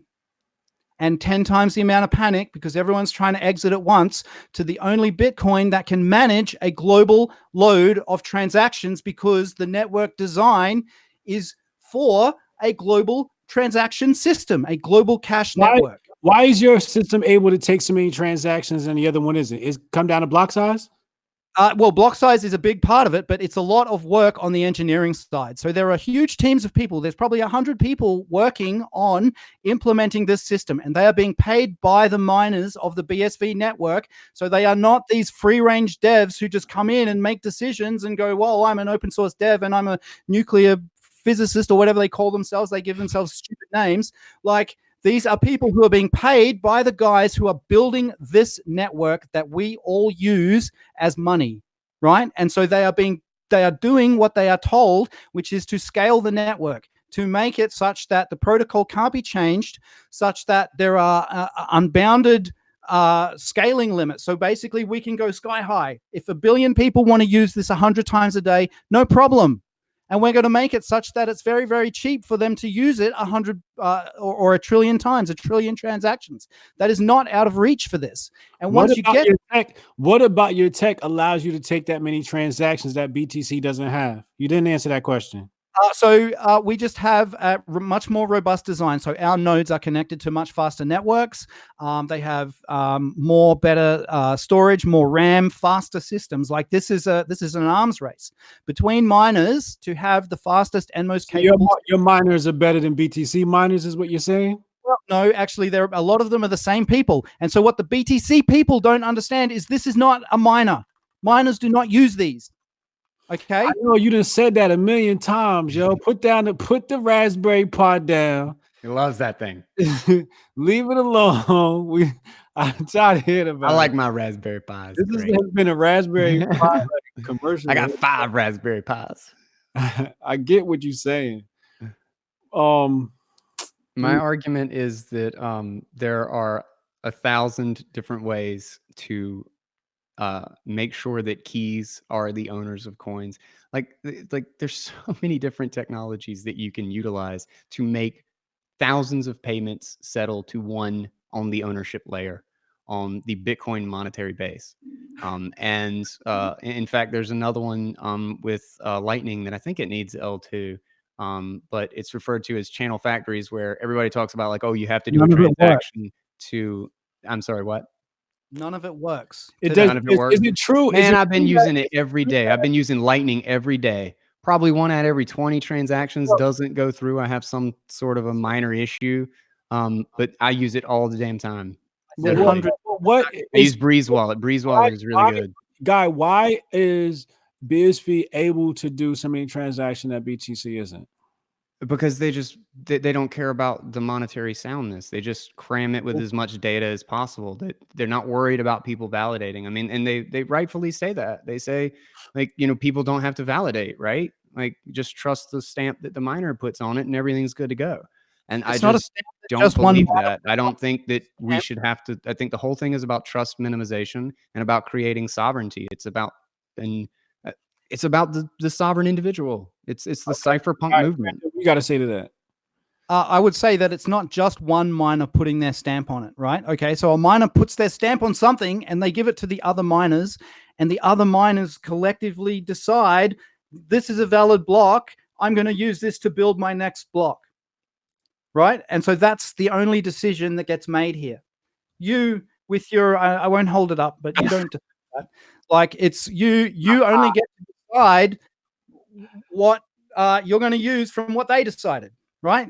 They are the arbiters here. They enforce the rules. They tell you whether or not your transaction is valid.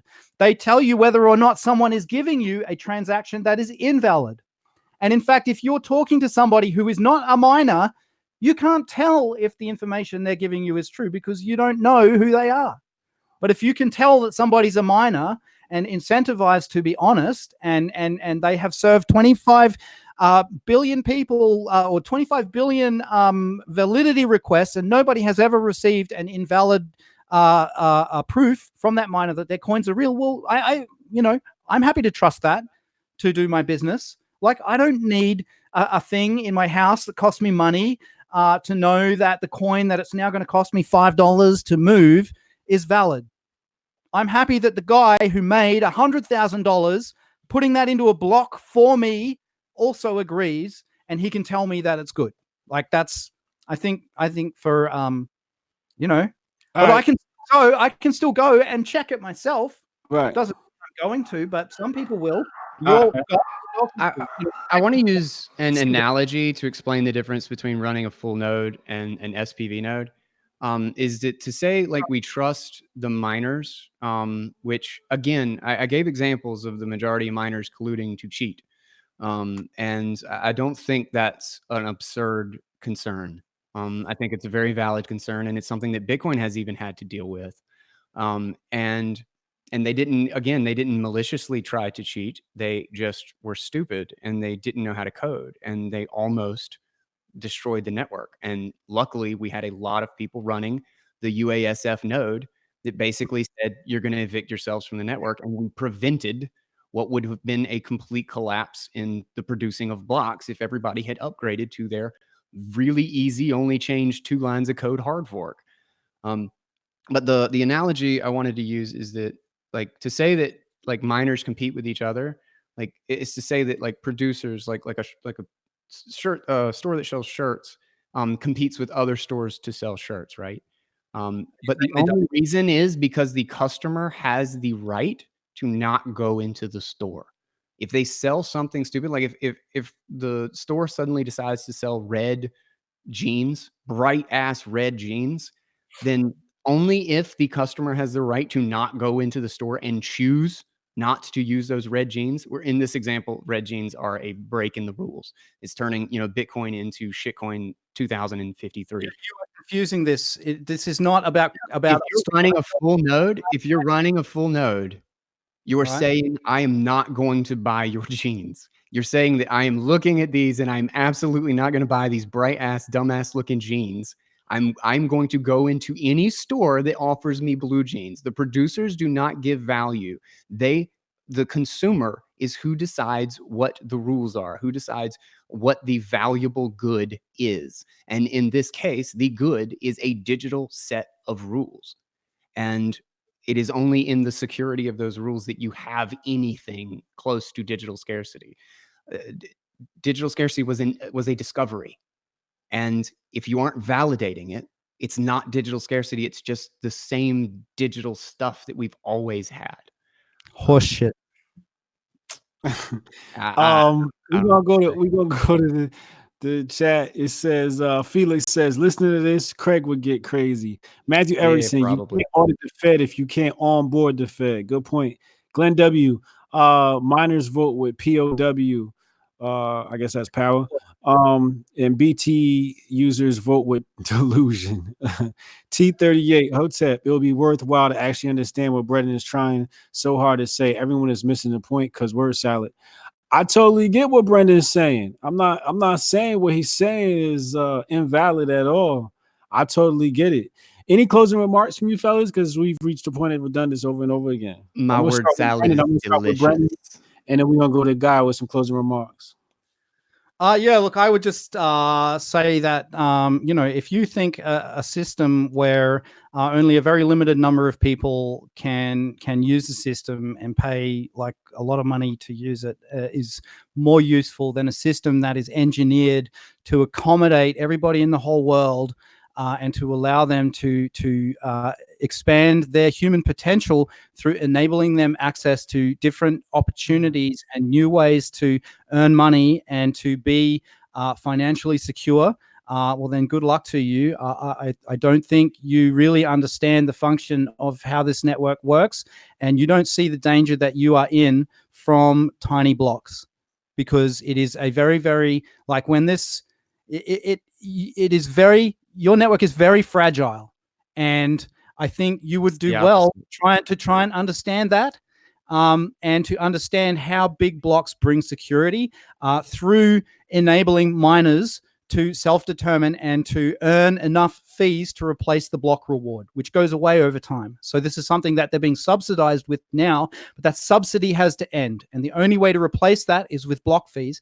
The only way to get those fees is to have lots and lots and lots of transactions, all paying tiny fees. And that's a lot of money. So that's what we're doing. That's how we think this goes. We know that we can make it very, very simple for people. They don't need layer 2. They don't need any of this other stuff. We build inside the protocol, right? We take the protocol, we put things inside it, and we scale the base layer. We make that the rock that we build the skyscrapers on. You know, you can't build a city on a weak-legged little man. So that's probably how I will close. That's what, you know, basically what my belief is. Like, only with scale does this thing ever succeed. And we will only get the sound money system that I think, and even Guy, like, I think we actually do want the same thing longer term, but the main disagreement is in how to get there. And so I can agree with that. I would also like to just say thank you for debating me and being here and taking your time. Yeah, I appreciate it. I had fun. Also to Hotep for your moderation and for having us on. And I have had a really good time. Yeah, so thank you very much. Just hop in here real fast. Okay. Jordan said BTC may be 100% inflation proof. BSV may be 99.999% inflation proof. Is 99.99% pure gold worth 99% less than pure gold? I get what he's saying. Guy, closing remarks. I would say the security there is worlds different. And it's funny. It's funny that he uses the analogy of, you know, rock and then the little weak man with the legs. Because the whole idea of Bitcoin is to make a cryptographic rock, a mission critical software that has so much security in one UTXO that we can contractually divide the ownership of it between 1,000 different transactions, that we can settle an unlimited number of transactions back to the base layer. The key is that you have sound money and that you have a set of digital keys that are the only thing that move that money on the ownership layer. They prove your ownership. And the only way that they prove your ownership is if no government can go to the miners and bifurcate the network, that if you're moving terabytes of data every day, that's the easiest thing in the world to kill with the Great Firewall of China, to just shut off in your jurisdiction. We're talking about a blockade runner to get through capital controls, to be global and in consensus, regardless of who says you shouldn't have it. And I think we're grossly underestimating the unbelievable potential and how many problems we can solve by creating global digital sound money, which we can expand to anything with higher layers. We can tether things to it that create payment networks that are decentralized and anonymous, that create communities of payment systems, of contractual ownership. The possibilities are limitless if you solve the problem of the base. If you make a foundation that no matter who says it anywhere in the world says, no, you don't get to own this, or you don't get to make this transaction, or your account is frozen. If nobody can say that, well, then everybody is on the same playing field. And I think the only way to do that, and the problem that Cypherpunk spent a massive amount of time trying to sort out, only fell on the fact that everybody holds the ownership layer. I mean, that's even what they called it. It's even what they called it in B Money. It had 2 layers. BitGold, it had 2 layers.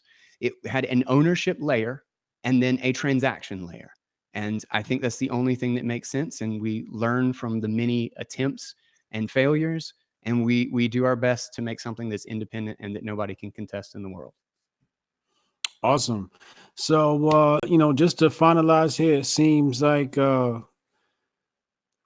BTC wants to prevent problems, and BSV thinks they can solve the problems.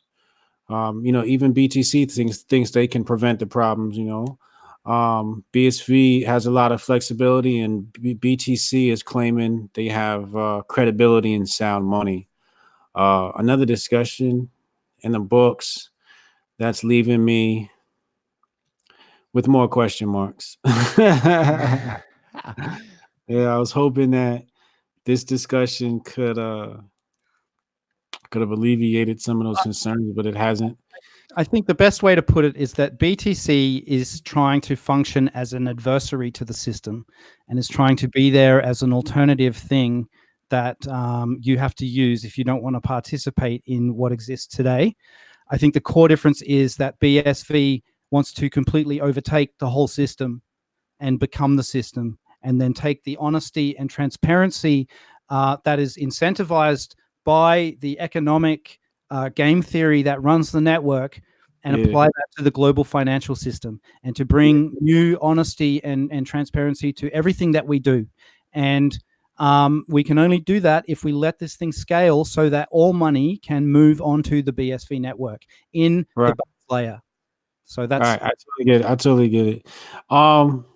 You know, Brennan, you took a lot of energy out of me. I'm not gonna lie. You sapped a lot of energy from me. It was very, very difficult debate to moderate.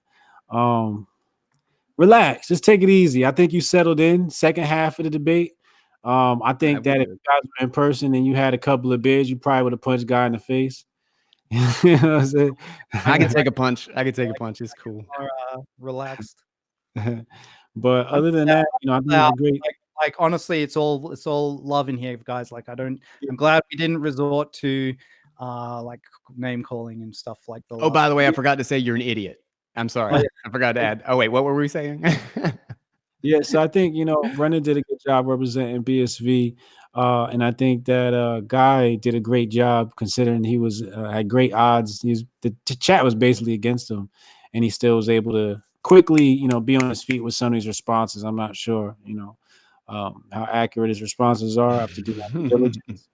They could be, they could not be, but I got like 340 or 50 episodes of reads and research papers and all kinds of shit in audio. So if you want to explore, feel free. Cryptocurrency. So yeah, thank you everybody for watching, man. If you want to participate in the debate and you can hold your composure and make my job look. How much money have you made from any of that, from having that out in the public? What, from the podcast? Yeah, it's mostly just a passion. Okay, so I did 3 podcasts which explore technical aspects of Bitcoin, and I made $150 by charging people to watch those. So that was all microtransactions, and it's all for free. Like, so that there are models where we can go and we can take this and we can monetize it. And Brendan, the debate's over, dog. It's over. Gotta put that last word in though. He's gotta get that last word. We heard it all already, man. We heard it all before. Thank you, fellas. Like I was saying, if anybody wants to debate, hit me up on Twitter. If you want to suggest a debate, you know, between two coins, hit me up. We'll set something up. Hopefully we can do another Friday night's fights. But I'll see y'all next time, man. Appreciate it, man. Thanks a lot.